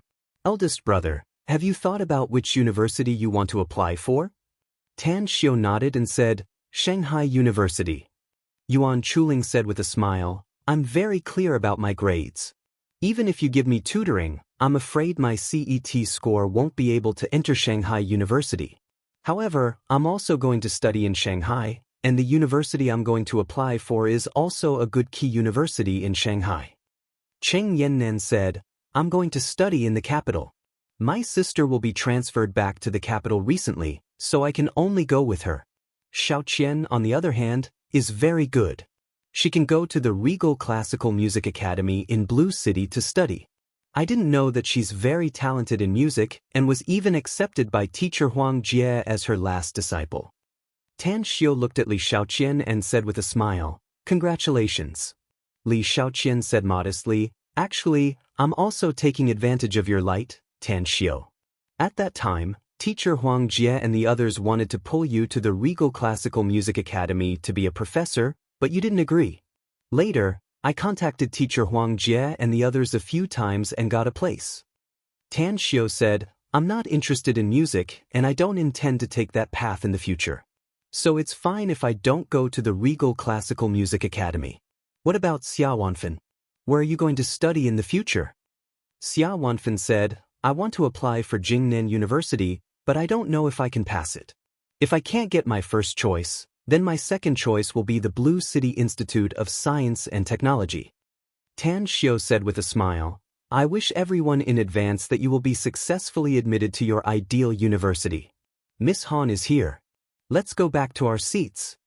At the classroom's entrance, Han Qingwu had a smile on her face. Her eyes glanced at the students in the class and stayed on Tan Xiu for a second. Then she walked to the podium with a smile and said, "Today is the day for you to fill in your college entrance test application. I believe everyone has an estimate of your score, so it's very important to apply for the application. I hope you will take it seriously. I have the application form here, and I'll give it to you now." After getting the application form, Tan Xiu directly filled in the first choice column of Shanghai University. He didn't fill in the second and third choices. It was because it was not necessary for him. Han Qingwu came to Tan Xiu's side and looked at the form filled by Tan Xiu. She frowned and said, "What about the second and third choices? Why don't you fill them?" "I'm confident," Tan Xiu said confidently. "I know you're confident," Han Qingwu said snappily. "But what's the saying? Accidents are always inevitable. What if you don't get in? So, listen to me and fill in 2 more ideal schools. If you get in the first choice, it doesn't matter what you fill in later." Tan Xiu smiled bitterly. He knew that Han Qingwu had no confidence in him. However, he was too lazy to quibble with Han Qingwu. He directly stuffed the application form into her hand, got up and said, "Miss Han, I have something else to do. If there's nothing else, can I go first?" Han Qingwu stopped Tan Xiu and said, "Wait a minute. I have something to tell you after I finish my work." "What's the matter?" asked Tan Xiu. Han Qingwu said, "Let's talk about it later." Tan Xiu was somewhat helpless. His feelings toward Han Qingwu were very complicated. She was very much like his immortal companion in the immortal world. From this point of view, Tan Xiu rejected her very much. But when he was in the most difficult situation and was about to be expelled from the school, she bravely helped him and let him come to her class 10. To keep his student status. He actually didn't care about it, but what he cared about was his mother. If his mother knew that he was expelled from the school, she would probably be sad to death. Forget it. After today, I won't have anything to do with her anymore. Maybe this will be the last time I see her. Let's just wait. Thinking up to here, Tan Xiu had no choice but to stay in the classroom and wait. More than an hour later, the students of class 10 left one after another, including Yuan Chuling, Qing Yannan, and the others. When only Tan Xiu and Han Qingwu were left in the classroom, Tan Xiu looked at Han Qingwu and asked, "Miss Han, can you tell me now? What are you looking for me for?" Han Qingwu hesitated for a moment before she forced a smile and said, "Actually, I want to ask you for help. I don't know if it's convenient." "What is it?" Tan Xiu asked with a confused expression. Han Qingwu said, "I'll tell you, you must help me." Tan Xiu said, "If you don't want to say it, then forget it. I still have something to do, so I'll go first." Han Qingwu immediately blocked Tan Xiu and said with a forced smile, "All right, then I'll tell you. Actually, it's a good sister of mine who will come to Star City tonight. But I have to go to Shanghai temporarily, and I'm afraid I'll be gone for 2 days. I'll be back the day after tomorrow. I was wondering if you could spare a couple of days to accompany her?" Tan Xiu snappily said, "Do you need me to pay for this kind of thing? Why don't you just let her find a hotel to stay in? Just find something to do in Star City for 2 days and wait for you to come back. Chapter 203. Han Qingwu said with a helpless expression, "That's what I thought at first. But my good sister just came back from abroad. She hasn't returned to China for more than 5 years. Besides, she's unfamiliar with Star City, and I'm afraid she might encounter an accident." Tan Xiu said, "She's from abroad. Let her go directly to Shanghai with you." Han Qingwu said, "She's already on the plane and I can't contact her for the time being. Also, I have something very important to do in Shanghai, so it's really inconvenient for her to accompany me." "Don't tell me you only know me in Star City?" Tan Xiu said with a helpless expression. "I'm just a student. How can I have so much time to accompany her?" Han Qingwu couldn't help laughing and said, "Don't say it like you're a busy person. You've already finished your college entrance test, and you usually have nothing to do. What else can you do besides playing? Tan Xiu, I've been opening the back door for you for the past 2 months, so help me this time." "Opening the back door?" Tan Xiu looked at Han Qingwu with an incredulous expression and said, "Miss Han, you can eat whatever you want, but you can't speak irresponsibly. When have you ever opened the back door for me?" Han Qingwu said, "You skipped classes for so many days, yet I really held you accountable? Didn't I promise you that you can go home every night?" With a strange expression, Tan Xiu asked, "Does this count?" "Of course," Han Qingwu said with a serious expression. Tan Xiu let out a wry smile and helplessly said, "Forget it, forget it. It's my bad luck to know you." "Say it. What's your friend's name? How do I contact her when she arrives in Star City? Let's talk about it first. How I entertain her is my business. Don't look for me to settle accounts after you come back from Shanghai." Han Qingwu was pleasantly surprised and said, "That's great. You can rest assured. I'm very grateful that you're willing to help me. How can I settle accounts after the autumn? You don't need to take the initiative to contact her. She'll contact you when she arrives. Anyways, I'll go first and catch the noon flight to Shanghai." Tan Xiu waved his hand and prepared to leave the classroom. Han Qingwu suddenly seemed to recall something. She opened her bag and took out a stack of money from it. She handed it to Tan Xiu and said, "Here's 5,000 yuan. My good sister is coming. Use this money to entertain her. If it's not enough, you can always call me." Tan Xiu didn't refuse.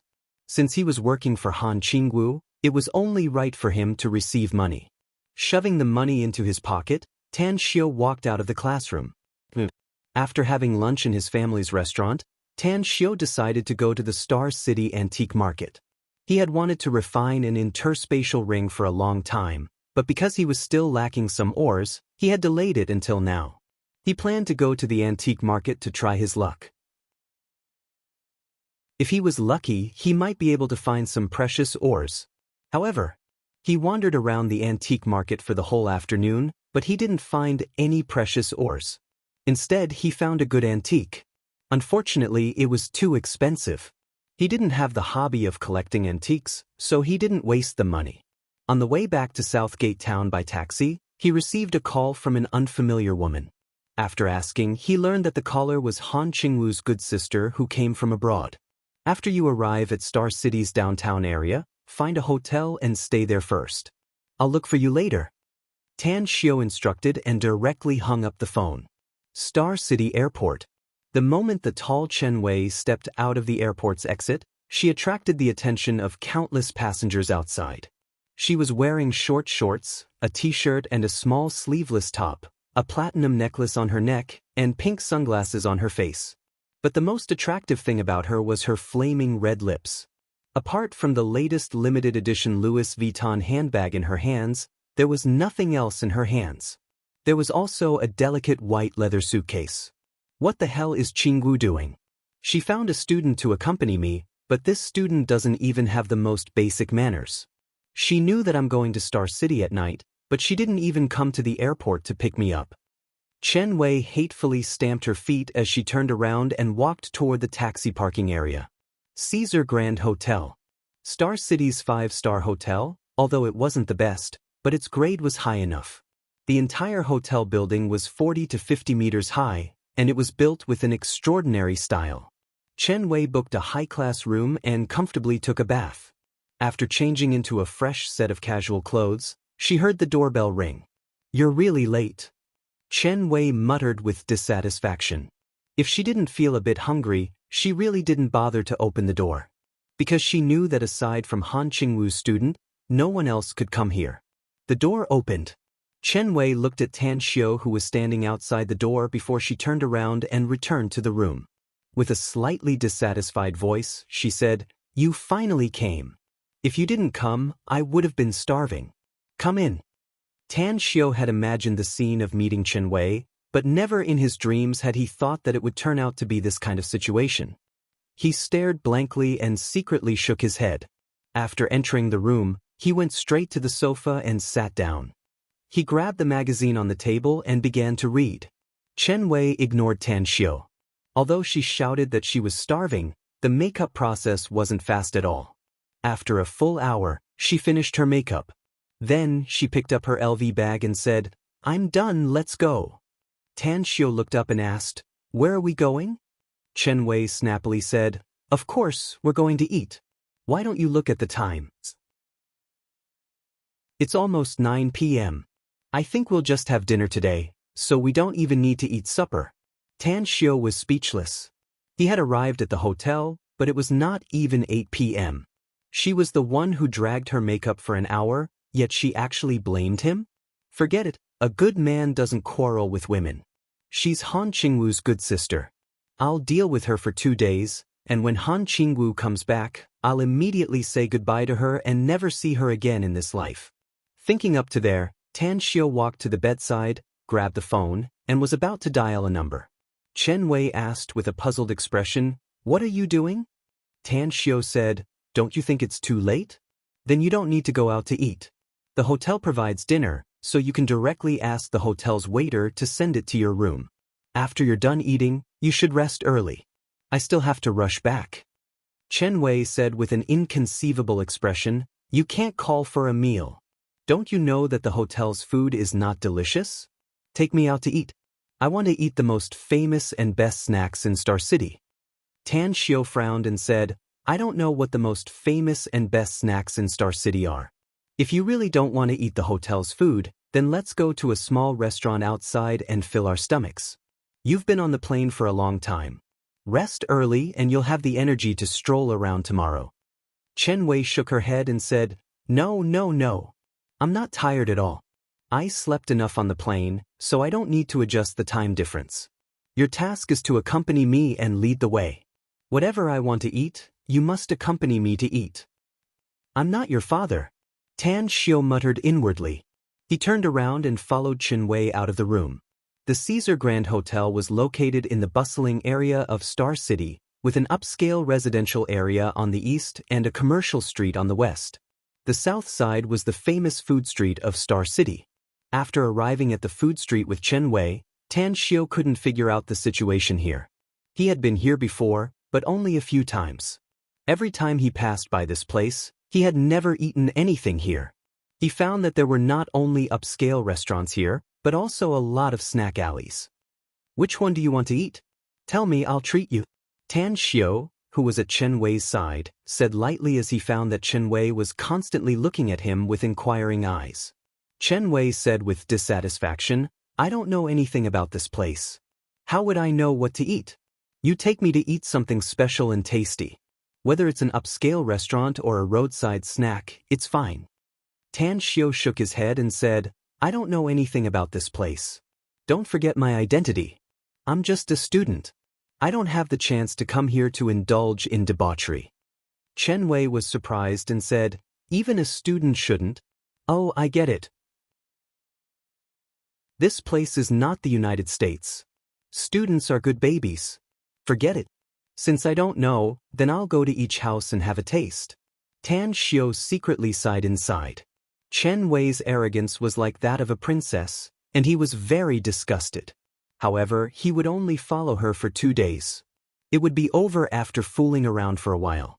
Eventually, after tasting a lot of snacks, Chen Wei entered a Hunan restaurant. Tang Xiu, who had been following beside her, also ate some food. But he was really surprised.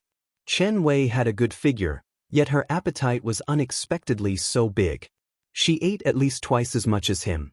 He felt full, yet she was still able to eat. So, Chen Wei ordered a table full of sumptuous dishes and 2 bottles of beer. "Do you have anything to eat? Aren't you afraid of eating too much?" Tan Xiao asked with a somewhat inconceivable expression. Chen Wei rolled her eyes and contemptuously said, "Are you a man or not? A good man eats everywhere. Your appetite is really shameful. Although I've eaten some snacks before, I'm only 40% full. It's a habit that I've formed in the past. If I don't eat until I'm 100% full, I won't feel full at all." What a freak. Tan Xiao made a final conclusion about Chen Wei's hobby. After gulping down 2 bottles of beer, the sumptuous dishes on the table were almost finished. Chen Wei patted her bulging belly with satisfaction and sighed, "The food in China is really delicious. Back in that damn foreign country, I only had milk, bread, and roasted meat every day. I almost vomited." Tan Xiao gave Chen Wei the nickname Rice Bucket inwardly and asked, "Now that you've eaten and drunk your fill, shouldn't you go back to the hotel to rest?" Chen Wei picked up her bag and said, "What time is it now? Going back to the hotel to sleep is a waste of your youth. What's more, sleeping after eating was something only a pig would do. Let's go to a bar. Big sister will treat you to a bar to drink and watch pole dancing." "I'm not interested." Tan Xiao frowned and said. Chen Wei said with a sneer, "You're so young, yet you're pretending to be decent. You're afraid that I'll tell Han Qingwu, right? Rest assured, this sister's reputation is guaranteed. I'll never sell you out. Let's go to a bar." "I really don't like going to a bar," Tan Xiao said with a serious expression. Chapter 204. Chen Wei angrily said, "Are you a man or not? Don't tell me you're really a kid who hasn't even grown hair yet. If you're a hairy kid, then go home and sleep. If you don't want to go, then I'll go. I'm an old monster who has lived for 10,000 years." Tan Xiao cursed inwardly. He deliberately showed a helpless expression on his face and said, "It's not safe to go to bars at night, especially domestic bars. There are a lot of perverts and local gangsters. If you don't want something to happen, listen to me and go back to the hotel to sleep."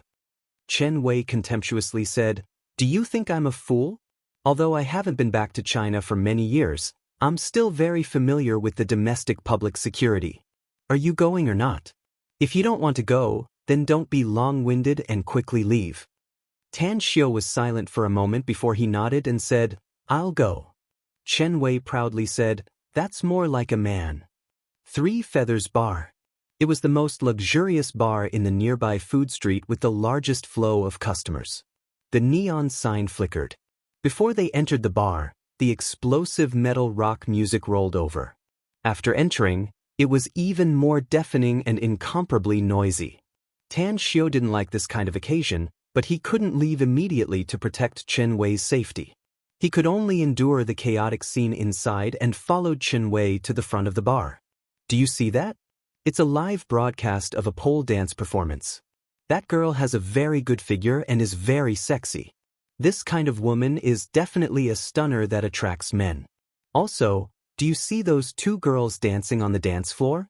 Those 2 girls with tattoos on their necks. They're definitely the flowers of the underworld, specialized in seducing men. Although their quality is good, I believe they're already black mushrooms." Chen Wei leaned close to Tan Xiao's ear and said aloud. Tan Xiao really didn't know what to say. Facing this exotic fighter like Chen Wei, his psychological endurance always accepted the challenge. As if she didn't see the frowning expression on Tan Xiao's face, Chen Wei took the cocktail handed by the bartender and took a sip. She raised her hand to wipe the wine stain on the corner of her mouth and excitedly said, "The bars in China are really not worse than those abroad. It's a pity that there are too few erotic dancers. Otherwise, it would be a feast for the eyes again tonight. Look at the 3 o'clock direction. That man is really a piece of work. With a good figure, good skin, and good looks, he must be someone with a big tool. Why don't we take him to the hotel tonight?" Tan Xiao immediately turned his face away, indicating that he did not know this weirdo. Chen Wei finally noticed Tan Xiu's unusual expression. She reached out and pulled him, making him look at her. Then she burst into laughter and said, "Little bitch? You haven't had a girlfriend, right? Do you want Big Sister to teach you a few tricks tonight to hook up with a girl and get a room in a hotel? Don't worry, I'm a woman, I naturally understand a woman's thoughts. Although your appearance is ordinary, and your clothes are also ordinary, as long as you use the method I taught you, you will definitely be able to capture him." "Not interested," Tan Xiu said lightly. Chen Wei's eyes widened because of the blush on her face after drinking, which added a bit of beauty to her. However, at this moment, her face was full of disbelief. She looked at Tan Xiu and exclaimed, "Not interested in women? Are you gay?" "You're the one who's gay," Tan Xiu retorted snappily. Chen Wei proudly said, "So what if I'm gay? This young lady is not only gay, but also bisexual. I like strong men, but I like beautiful women even more. Unfortunately, this great aunt has the heart but not the guts. Up until now, even if I have a boyfriend, it's only limited to kissing. Furthermore, that man is also a good-for-nothing, a cowardly guy. A woman's heart is like a needle at the bottom of the ocean." At this moment, Tan Xiu thoroughly understood the meaning of this sentence. He really couldn't understand Chen Wei. This woman was like a psycho when she went crazy. But when she put on makeup in the hotel, she was gentle and quiet like a well-behaved baby. "I think you're not only bisexual, but also a schizophrenic." Chen Wei was surprised. "How do you know? I'm like a princess during the day and a slut at night. Don't you men like me?" Tan Xiu grabbed the drink handed by the bartender and gulped it down in one gulp. Then, he turned his head to the side again. Chen Wei rolled her eyes with a bored expression. She held the crystal glass and drank the cocktail while looking at the men and women twisting their bodies on the dance floor with great interest. The scene of debauchery and debauchery, the atmosphere of debauchery, the hands and the restless body rubbing against each other. All of these were the thoughts of men and women seeking pleasure in the bar. A few minutes later, Chen Wei waved her arm at Tan Xiu as she swayed her slender waist and entered the dance floor. Soon, she was dancing together with several young and handsome men. Tan Xiu only cared about Chen Wei's personal safety. He didn't care about her debauchery. As long as she didn't bring a man back to the hotel, he didn't need to squat at the door of the hotel room and guard the door for her. He was too lazy to care about Chen Li's pleasure. After staying in the bar for more than half an hour, Tan Xiu found several men and women whom he didn't know before. They had their arms around each other's shoulders and left drunk. These men and women were either having a one-night stand or trying to take advantage of him. However, he also found another phenomenon. Someone was selling drugs. Looking at Chen Wei, who had high interest and didn't leave, Tan Xiu suddenly had a bright idea. A brilliant idea emerged in his mind. Along with the outline of his mouth, a curved smile appeared on his face. He took out his mobile and walked out of the bar. He then dialed a cell number in a nearby hidden corner. Star City Public Security Bureau, Criminal Investigation Unit's conference room. Cheng Xueme was analyzing the case with more than a dozen people at the same time. She had yet to find the murderer of the shooting near Southgate Town, followed by the disappearance of the Zhang family's clansmen, the Long family, the Ouyang family, as well as the magnificent Tang Corp's joint venture funds for the construction of the buildings prepared by the Zhang family, as well as the fights that broke out in various entertainment venues in Star City. All of these made her extremely busy. I believe that there's definitely a pair of hands behind the scenes manipulating the Zhang family's case. We must investigate this case clearly. Otherwise, the higher-ups will never let us live a good life. Everyone. Ring, ring, ring. The cell phone's ringtone interrupted Cheng Xueme's words. Cheng Xueme's brows creased. She grabbed the phone and looked at it. To her surprise, the caller turned out to be Tang Xiu, the mysterious and seemingly ordinary guy in her heart. After hesitating for a moment, she picked up the phone and asked in a deep voice, "Tan Xiu, what's the matter?" "Captain Cheng, I have an important discovery to report to you. If it's true, will there be a reward?" Tan Xiu's cheerful voice came from the phone. "Say it." Cheng Xueme said. "It depends on what you want to report." I'm at the Three Feathers Bar now. Tan Xiu said. You should know about it, right? The Three Feathers Bar is very close to Star City's dining area. I found that someone is selling drugs there, and the quantity is very large. I've been here for more than half an hour, and they have sold at least tens of thousands of drugs.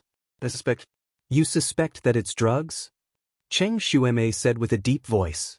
Tan Xiu said, I don't know whether it's drugs or not. Do you want to check it? If it's really drugs, then you can follow the clues and catch the drug traffickers. For a moment, Cheng Shueme was silent and then said, Continue to monitor there. Don't beat the grass and alert the snake. Also, pay attention to your personal safety. We'll immediately take our men and rush there. All right. Tan Xiu complied and happily hung up the phone. They returned to the Three Feathers Bar. What made Tan Xiu speechless was that Chen Wei was hugging a 17 or 18-year-old girl, talking and laughing while drinking. Looking at their intimate appearance, anyone who didn't know them would think that they were a same-sex couple. Another glass of wine. Although Tan Xiu couldn't taste the cocktail, he still followed the local customs and ordered another glass to quench his thirst. Chen Wei turned her head and saw Tan Xiu's appearance. She then said with a smile, Hey, handsome, where did you go just now? I thought you left me and went back alone. What do you think of this little sister in my arms? She's my type. She's well-behaved and cute, and her mouth is very sweet. Tan Xiu glanced at the smiling girl again, shook his head and said, Keep hugging and kissing her if you like it. Chen Wei said with a smile, What? Don't you want to taste this little sister's mouth? It's really sweet. I can guarantee that she'll absolutely satisfy all your wishes. Not interested. Tang Xiu didn't have a good impression of the girl with heavy makeup even though her looks were not bad. If he wanted to taste a woman's mouth, he might as well find that little witch, Ouyang Lulu. It seemed that Andy, who exuded a loli's aura, was also not bad. Not to mention that Andy also had 2 big breasts. Chen Wei pursed her lips and snorted, You're really not a man. It said that young people are easily impulsive and have a lot of interest in that aspect. You're simply a freak. Tan Xiu was too lazy to pay attention to Chen Wei. He wanted to see the efficiency of the Municipal Criminal Police Brigade, so he silently calculated the time in his heart. 15 minutes later. More than a dozen criminal police members and a large number of police from the Public Security Bureau arrived. Cheng Shueme took the lead and commanded the overall situation. Soon she sent people to block all the passages in the bar. When the explosive music stopped and the colorful lights disappeared, they were replaced by bright crystal lamps. Cheng Shueme shouted loudly, You're the boss. Everyone, take out your ID cards.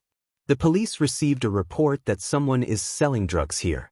If you don't want to cause trouble, come to our police station for tea and obediently cooperate with us. Drugs? It was a taboo word in many people's hearts. Upon hearing Cheng Shueme's words, the dissatisfied guests immediately became well-behaved. However, there were still 4 or 5 youths carrying bags in the bar. They hurriedly stuffed their bags under the sofa. Tan Xiu could see it clearly. He calmly used his mobile phone to write a short message and sent it to Cheng Shueme. Then he looked at Chen Wei with a smile. He knew that tonight's bar life would come to an end. Today's 4th chapter is over. Crying for monthly votes. Chapter 205. Sure enough. Chen Wei angrily glared at Cheng Shueme and the policeman. She fished out her ID card from her bag and muttered, Really annoying.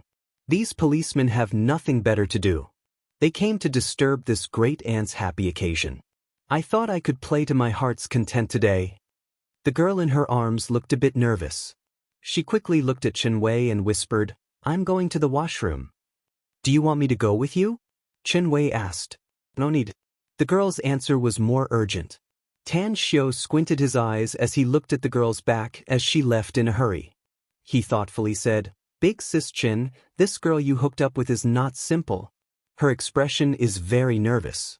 If she didn't do something illegal, then her identity is very sensitive and not suitable to be investigated by the police.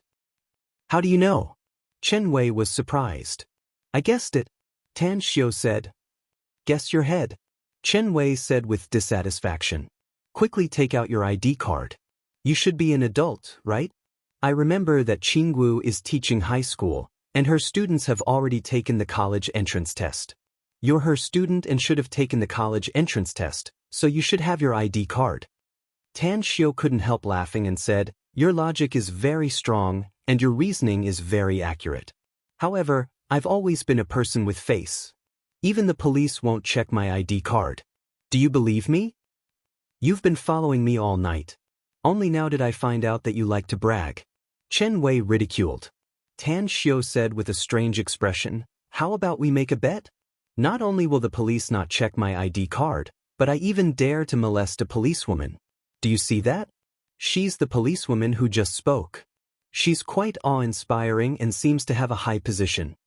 Chen Wei contemptuously said, you? Your courage is even smaller than a rabbit. You don't even dare to flirt with a girl, yet you dare to molest a policewoman? What kind of joke is this? Just answer me, do you dare to bet or not? Tan Xiao said. Why wouldn't I bet? If the police didn't check your ID and you dared to flirt with that policewoman, I'll do anything you want me to. Tan Xiao asked, are you sure? Yes. Tan Xiao clapped his hands and said with a smile, just you wait and see. Saying that, he grabbed the cocktail on the table, drank it in one gulp, and strode toward Qing Xueme. In order to witness Tan Xiao's words, Chen Wei followed closely behind and quickly arrived at Qing Xueme's side. Beauty, did you see the message I just sent you? Qing Xueme had just seen Tan Xiao. She nodded and said, I've seen him. There are already police officers searching over there. This time, thank you very much. Maintaining world peace is our duty as citizens, Tan Xiao said with a smile. By the way, you still haven't told me what kind of reward I should get? Qing Xueme angrily said, can you be serious? Am I not serious? Tan Xiao said with a smile. Don't tell me I don't have any reward for being a good person? If so, how can I cooperate with the police in handling cases in the future? Then tell me what kind of reward do you want? Qing Xueme said with a helpless expression. Tan Xiao's expression slowly turned serious as he said, it's my previous proposal. Why don't you wait for me for a few years? After I graduate from college, you can marry me. At that time, you can give birth to several children for me. As for the number of children, you can ask my mom when the time comes. You can give birth to as many as she wants. I'll definitely cooperate with you. Chen Wei, who was following behind Tan Xiao, was amused by Tan Xiao's words. Although she already knew that Tan Xiao just dug a pit for her to jump into, she didn't get angry at all. She realized that she couldn't understand this big boy who had been following her all night. Qing Xueme's expression turned stiff. She was at a loss whether she had to cry or laugh. She quickly glanced at Chen Wei and deliberately revealed an angry expression. She glared at Tan Xiao and said, can you not talk nonsense? Be careful or I'll handcuff you and take you back to the Public Security Bureau for tea. Hitting and scolding is love. Tan Xiao said with a smile, although I don't quite understand this sentence, I think you must be hinting something to me if you really take me to the Public Security Bureau for tea. Do. Qing Xueme helplessly shook her head and sighed, your glib tongue is much more powerful than you. I heard that you've applied for Shanghai University. Do you have the confidence to pass it? I'm full of confidence. Tan Xiao raised his head and said with a smile. I hope you can pass it. Qing Xueme nodded and said, all right, it's already late at night. Even if you just finished your college entrance test and want to indulge yourself, don't come to this messy place. Go back and rest early. I'll treat you to dinner another day if you really find out what you said tonight. Are you going to treat me to dinner before returning to the imperial capital? Tan Xiao asked. Qing Xueme furrowed her brows and quickly glanced around. After finding that no colleagues heard Tan Xiao's words, she felt a bit relieved and said in a low voice, don't talk about it here. I'll personally contact you after dealing with the matter at hand in a few days. It's a deal. Tan Xiao replied with a chuckle. He turned around and gave Chen Wei a provocative look and quickly left the Three Feathers Bar. On the way back to the Caesar Grand Hotel, Tan Xiao said, do you still remember the bet between us? It turns out that you lost. It doesn't count. You cheated. Chen Wei shook her head. How did I cheat? Tan Xiu looked at her with contempt and asked. You knew that policeman before, and you're the one who called him here tonight. Chen Wei angrily said.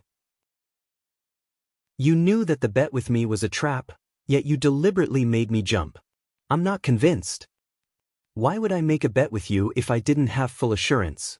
Tan Xiu said indifferently. Cut the crap and accept the loss. If you don't admit it, then there's nothing I can do. I can only suspect that there's a problem with your character. There's a problem with your character. Chen Wei angrily shouted. Admit it. Say it. What do you want me to do? This great aunt is throwing caution to the wind today. You scared away my little belle. Even if you want me to serve you tonight, I'll agree. Tan Xiu shuddered. He waved his hand and said, Forget it. I'm not interested in your body. My request is very simple. Tomorrow and the day after tomorrow, you must stay in the hotel obediently. You're not allowed to leave the door even half a step. If you're bored, you can play with your mobile phone or watch TV. If you're hungry, call the hotel's catering department and they'll send the food to your room. Chen Wei's eyes widened and she even straightened her chest. However, although she had a good figure with a willow-slender waist and long legs, her chest was a bit flat. Although she wanted to show off her capital, she finally looked unwilling and resentfully snorted twice. I'm not satisfied with your request. Also, I'll complain when Han Qingwu comes back. You don't look like you're willing to accept the loss. Tan Xiu said. You? Chen Wei was furious. But thinking of Tan Xiu's words just now, she suppressed her anger to the bottom of her heart. She rolled her eyes and bluntly said, It's not impossible for me to agree to your request. But, after all, Han Qingwu entrusted me to you, so you should be responsible for it. If you want me to stay in the hotel room, you must accompany me. I'm afraid to be alone. Only ghosts will believe you. Tan Xiu recalled all kinds of things Chen Wei had done. She even dared to flirt with other men and women in the bar, so why would she be afraid to stay alone in the hotel room? However, he was already satisfied as long as Chen Wei didn't go out to show off and create trouble for him. Therefore, in order to fulfill Han Qingwu's request, he nodded and said, No problem.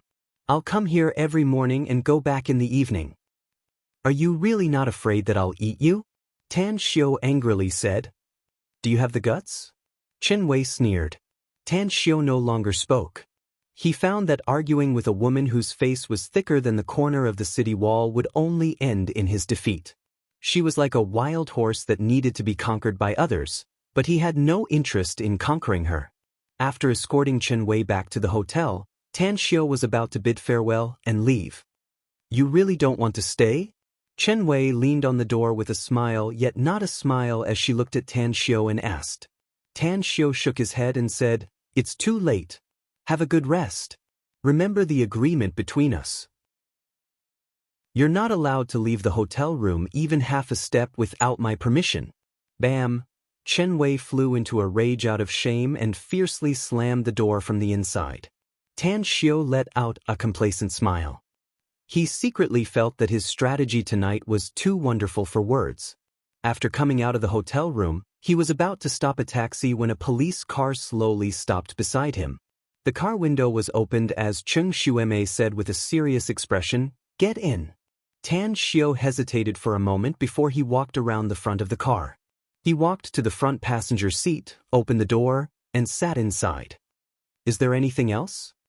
Cheng Xueme said with all seriousness, There's something. It's very important. We were just in the Sanmao bar. We indeed found a batch of drugs. Just after you left, more than a dozen people in the bar sneak attacked the police who blocked the passage. Not only did they have controlled knives, but they also had firearms.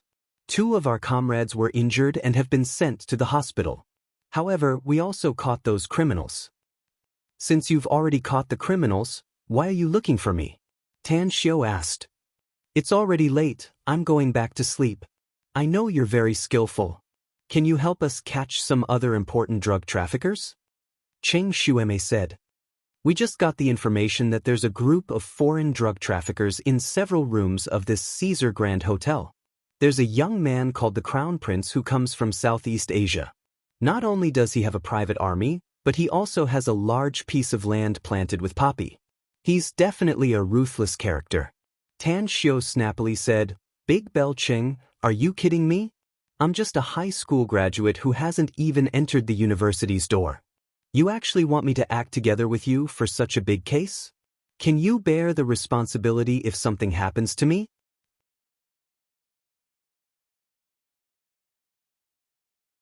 After he took the elevator to leave the 8th floor, he directly dialed Cheng Xuemei's number and told her about the situation he had investigated. Finally, he said, pay special attention to the white-haired guy in room 806. Not only does he have a gun on his bedside, but it's also a sniper rifle. I've seen similar guns on TV. Cheng Xuemei asked nervously, are you sure you didn't make a mistake? I'm sure. Tan Xiao said. Cheng Xuemei thanked him and hung up the phone. Tan Xiao put away his mobile. After leaving the Caesar Grand Hotel, he didn't leave immediately. Instead, he went to the opposite building and entered an unlocked room. He stood by the window and quietly observed the movements on the opposite side. He found that there were already 2 snipers lurking in the building he was in, and in the opposite building, many criminal police team members in casual clothes were also quietly lurking in. Even a large number of armed police were hiding in the vicinity of the entire Caesar Grand Hotel. They came fast. Tan Xiao secretly sighed. However, just after he said that, his complexion slightly changed. It was because he was keenly aware that a middle-aged man appeared at the window of room 808 of the Caesar Grand Hotel opposite. The middle-aged man was holding a mini telescope and looking down. He couldn't hide it anymore. Tan Xiao grabbed his mobile and immediately dialed Cheng Xuemei's number. After the other party picked up, he said in a deep voice, if my guess is correct, your police deployment has been exposed. The other party is using the telescope to observe from the window and must have seen a large number of police. Hurry up if you want to take action. At this moment, Cheng Xuemei appeared on the 8th floor of the Caesar Grand Hotel. Upon hearing Tan Xiao's words, her complexion instantly turned ugly. She didn't know why, but she had an inexplicable trust in Tan Xiao from the bottom of her heart. Therefore, she didn't hesitate and fiercely shouted, arrest them at the same time. Counterattack immediately if you encounter any resistance. Pay attention to the 3 people in room 808. They should have noticed the abnormality below. Bam, bam, bam. The doors of the 3 rooms were respectively smashed open by 2 policemen. The well-trained armed police officers cooperated with each other and rushed into the room with their guns' muzzles moving. Bam, bam, bam. Intense gunshots came from room 806 and room 808. At the same time, the 2 snipers in the opposite building also aimed and fired. As for the 3 people in room 807, they were caught off guard the moment the police rushed in and were aimed at by the muzzles, so they didn't dare to act rashly. Tan Xiao stood at the window of the opposite building, watching the gunfight that took place in the modern world. He secretly shook his head. Such a trivial case really couldn't cause any fluctuation in his mood. He believed that in the case of the disparity in strength between the police and the bandits, those drug dealers would probably meet a dead end if they were to resist. As for the police, they might be injured or sacrificed, but the final result was that they would be able to completely kill or arrest those drug dealers. Go back. Just as Tan Xiao was about to leave the window, he suddenly saw a figure from the corner of his eyes, as he jumped out from room 808 of the opposite hotel. Moreover, that person was obviously grabbing a rope that he didn't notice before. Furthermore, the other party was as agile as a spirit ape. He followed the rope and descended at an extremely fast speed. It's that white-haired youth. The knight couldn't block Tan Xiao's sharp eyes, and he instantly recognized the identity of the person. No, the window on the 2nd floor below room 808 is open. There are still people inside. That woman. Tan Xiao observed and found that after the white-haired youth used the rope to descend to the window on the 2nd floor, he immediately stepped on the windowsill with his toes. And inside, a woman in her 30s reached out and grabbed his leg, pulling him into the room. At this time, even Tan Xiao couldn't help but admire the other party's good calculation and ability. That rope should be the escape route that the other party had arranged in advance. In case of a dangerous situation, he could directly use the rope to escape. And that woman should also be arranged by the other party in advance, or even in the same group as the other party. So, as long as those two people are still in the hotel, the guests in the hotel will encounter danger at any time. Chen Wei, that weird woman is still in the hotel room. If she is unlucky and meets them, I won't be able to explain to Han Qingwu. Tan Xiu took a deep breath and quickly left the building. I'm sorry, the Caesar Hotel has been sealed off. No one is allowed to enter or leave. Just as Tan Xiu wanted to enter the Caesar Hotel, he was stopped by the police responsible for sealing off the hotel's entrance and exit. My name is Tan Xiu, said Tan Xiu. I'm also a participant in this case. Call Cheng Shueme, she knows. The police officer stared blankly. He hesitated for a moment before he directly took out his walkie-talkie and reported to his superior. Half a minute later, the police officer received the order to let Tan Xiu in. In the corridor on the 8th floor, Cheng Shueme was directing the cleaning of the gunfight scene. Upon seeing Tan Xiu's arrival, she quickly asked, "Why did you come back?" "Don't worry about how I came back," said Tan Xiu.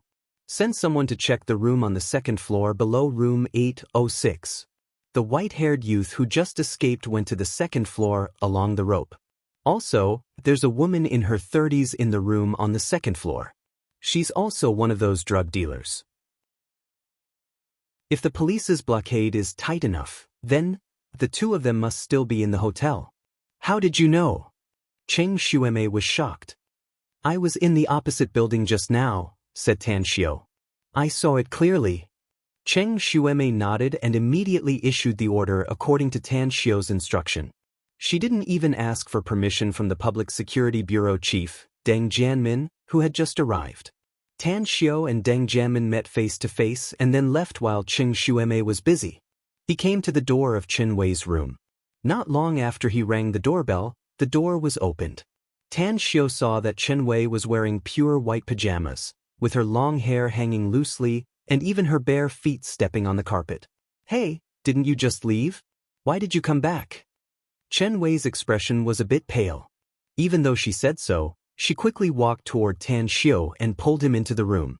Then she forcefully closed the door from the inside and locked it. "It's dangerous here, so I came back," said Tan Xiu. Chen Wei said with a bitter expression, "I want to say that I'm unlucky? Or is the security in our country worse than abroad?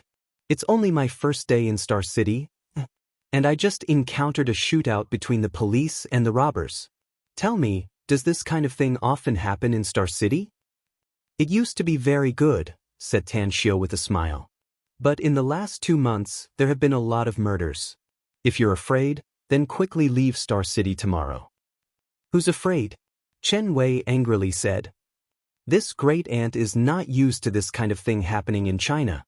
Let me tell you, when I was abroad, this great aunt has encountered a lot of shootouts. Also, I forgot to tell you that I'm a black belt in Taekwondo. Usually, 3 to 5 big men are not my match." Looking at her thin arms and legs, Tan Xiu didn't feel like bickering with her. He went straight to the window and looked at the scene outside. At the same time, he quickly released his spiritual sense. As long as the white-haired youth was still in the hotel, his spiritual sense could cover the entire area. It wouldn't be difficult to find him. Strange, why isn't he here? Chapter 207. Even the slightest movement in the wind and grass couldn't escape from Tan Xiu's monitoring with his spiritual sense. Even if there was an old book in a mouse hole, a few rice grains inside, or even an ant on the ground, he could clearly find it. However, he didn't find the figure of the white-haired youth and the woman in this hotel building. Did they just evaporate from the face of the earth? Tan Xiu didn't believe that their speed could be that fast. After all, the entire hotel was now sealed by the police. Even if they wanted to escape, it was impossible to do so in such a short time. But where are they? After carefully searching for a few times, Tan Xiu finally decided to check everyone. He knew that there was a kind of disguise technique that could change one's appearance. The characteristics of the white-haired youth were too obvious. If he wanted to escape without being noticed, he would have to cover his white hair. Sure enough, after a careful investigation, Tan Xiu finally found two suspicious people. Although their appearance had changed, Tan Xiu was sure that the two people wearing janitor clothes and pushing the cart were the white-haired youth and the woman. Tan Xiu took out his mobile and was about to call them. Suddenly, he remembered that this place was surrounded by the police. Moreover, there were surveillance cameras in every corridor. If he told the news to Cheng Xueme and Cheng Xueme later checked the surveillance video, she would definitely find out his secret. Forget it. I'll do it myself. It can be considered as getting rid of the evil for the people. Tan Xiu sighed inwardly as he turned and walked toward the door. At this time, Chen Wei had returned to the bed. She pulled the quilt to cover her body and sat there, watching Tan Xiu. Seeing Tan Xiu's action, she quickly asked, "Where are you going?" "I'm going out to do something." "You stay in this room and don't go anywhere," said Tan Xiu. "Remember, the danger outside has not been eliminated yet. If you run around, you're likely to be taken hostage by those drug dealers." Drug dealers? Chen Wei's mind was still active. She instantly recalled what happened in the Three Feathers bar and hurriedly asked, "Are you also involved in this matter? Are the drug dealers in this hotel related to the Three Feathers bar's people?" "That's right," said Tan Xiu. "The police knew that there were foreign drug dealers in Caesar Grand Hotel because of the people they caught at San Mao Bar. You must remember, you must never go out because the drug dealers in this hotel are ruthless characters who kill without blinking an eye. They come from Golden Mountain Corner, and not only do they have pistols, they even have light machine guns." Chen Wei's complexion turned pale as she hastily jumped off the bed. She quickly grabbed Tan Xiu's arm and hurriedly shouted, "You can't go either." Tan Xiu said, "I have serious business." Chen Wei loudly said, "I don't care how important you are, you must stay in the room. You're just a high school graduate. Don't think that you can show off just because you know that beautiful police officer. Han Qingwu has handed me over to you. You are only responsible for my personal safety." "I'll be responsible for your safety as long as you don't leave the room," said Tan Xiu lightly. "Also, I have some understanding of the situation outside, so you better not stop me." "I'm stopping you," Chen Wei angrily shouted. Tan Xiu sighed. He moved lightning fast and knocked Chen Wei out in a flash. He picked her up by her waist and directly threw her on the bed. Then, he turned around and left the room. In the corridor on the second floor, Taylor was pushing a small cart. He was wearing a cleaner's uniform with a hairband on his head as he slowly walked forward. Beside him was the woman who had put on makeup. Whenever they saw the police quickly passing by, they would deliberately stop outside the room's door and pretend to clean up. "I have a feeling that we're being watched." Taylor's footsteps suddenly stopped as a cold light flashed in his eyes. Although he was a foreigner, his Chinese was very good, not much different from ordinary people. The woman said with a calm expression, "It's normal. There are surveillance cameras in the corridor, and the police in the monitoring room are definitely looking for our traces. I'll go to the 20th floor and above and destroy the surveillance video there. Crown Prince, you find an opportunity to escape." Taylor shouted in a low voice, "Shut up. Once you destroy the surveillance cameras, it's equal to exposing our whereabouts. Follow me. As long as we can reach the underground parking lot smoothly, we'll be safe." The woman shook her head and said, "The police are not stupid. They have blocked the two entrances and exits of the underground parking lot. I'm afraid we won't be able to break out even if we force our way through. Crown Prince, your life is very important, so you must escape smoothly. As long as you can escape from this hotel, I believe the police won't be able to do anything to you with your ability. Please send my regards to the general after you go back." Taylor shot a deep look at the woman and said, "If you die, I'll find a way to get your bones back and bury you with a grand ceremony. If you can escape alive, I'll make sure you live a carefree life for the rest of your life.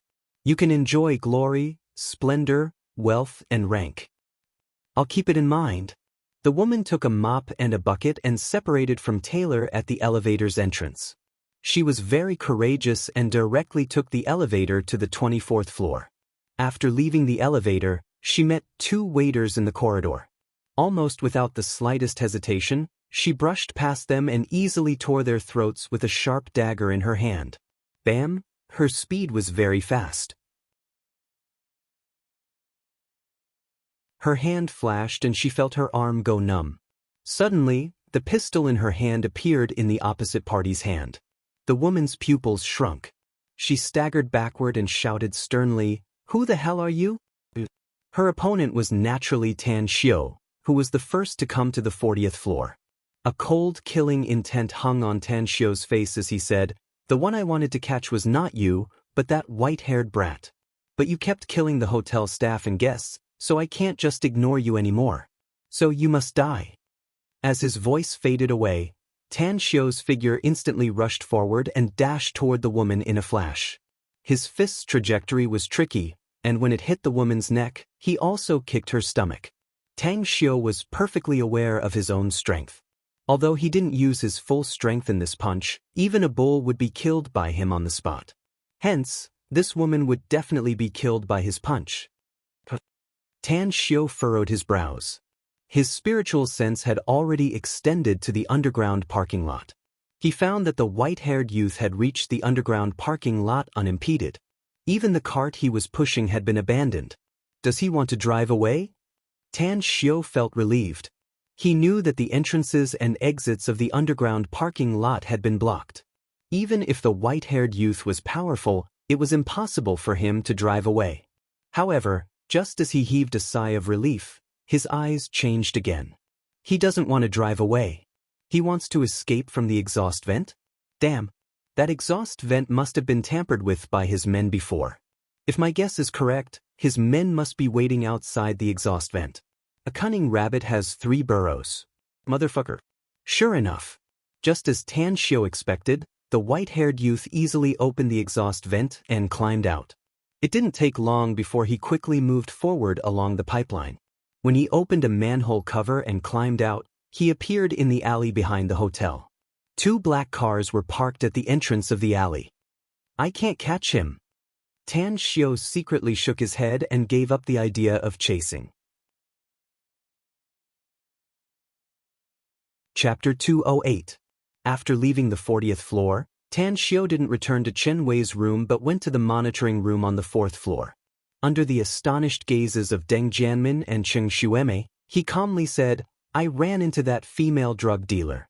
She wanted to kill me, so I knocked her out. Also, I saw from the hotel window that the white-haired guy has escaped from the hotel." Deng Jianmin angrily said, "Who the hell are you? Why are you so sure that the mastermind has escaped?" Tan Xiu coldly said, "Believe it or not, it's up to you. My mission is done. Next, it's up to the police. Don't bother me if there's nothing else." After saying that, he was about to leave the monitoring room. Cheng Xueme quickly stopped Tan Xiu. She quickly winked at Deng Jianmin and said with a forced smile, "Tan Xiu, Chief Deng isn't familiar with you, so he didn't recognize you at first glance. I believe you, but the search must continue. You find a place to rest first. We'll have a good talk after we've dealt with the hotel's matter. Okay?" Tan Xiu was silent for a moment. Then he told Cheng Xueme Chen Wei's room number and directly left. Room card. As he came to the door, Tan Xiu realized that he didn't bring the room card. After hesitating for a moment, he directly kicked the door open. Looking at the still unconscious Chen Wei, Tan Xiu closed the door and then walked to the sofa and sat down. 2 hours later, just as Tan Xiu was about to fall asleep, the door was knocked. Tan Xiu kicked the door and broke the lock. Cheng Xueme opened the door and saw the situation inside. A surprised expression hung on her beautiful face as she walked inside. "You guys are," Tan Xiu lightly said, "she's my teacher's friend. She just arrived in Star City and needs me to accompany her for a stroll. You've also seen what happened in the Sanmao bar last night. Originally, I was going to go back after sending her back to the hotel, but I didn't expect that there would be a foreign drug dealer, so I came here." Cheng Xueme suddenly understood and asked, "What happened to her?" Tan Xiu said, "Good Samaritan, you won't let me out.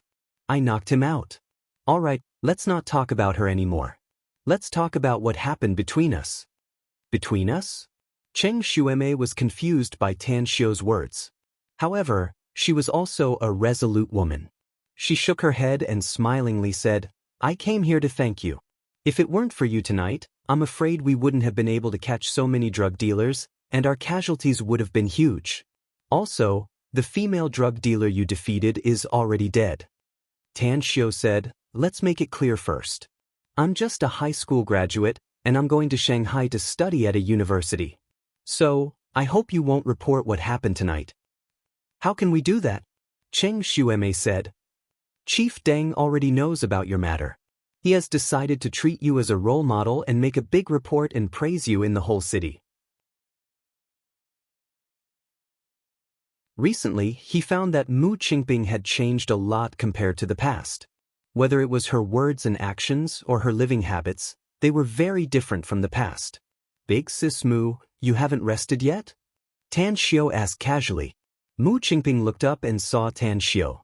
She immediately got up and said with a smile, several trainers recommended a few books to me, so I'll take some time to read them. Have you eaten? Do you want me to make you some supper? Tan Xiao shook his head and said, no need. I had a late dinner. How was it? Did those trainers' training course go smoothly?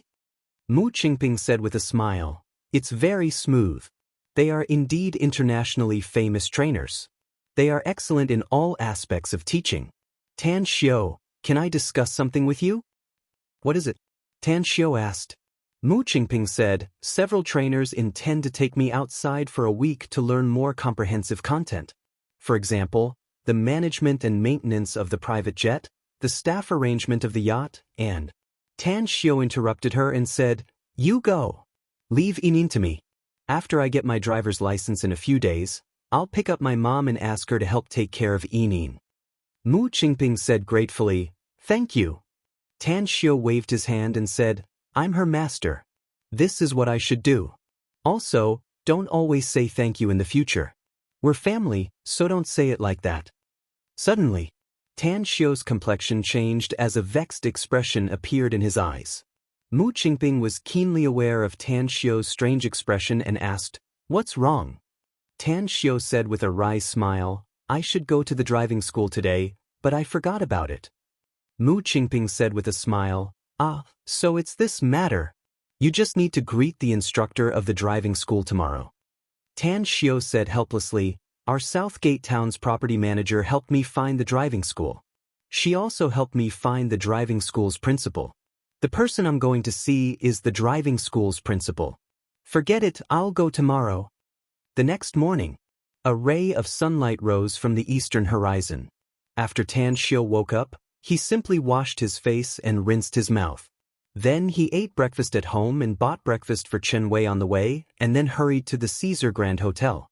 In the hotel, Chen Wei was still sleeping soundly. Seeing her sleeping on the bed, Tan Xiao knew that she must have woken up last night. Putting the breakfast on the coffee table, he turned on the computer and began to browse the web. He rarely touched the computer.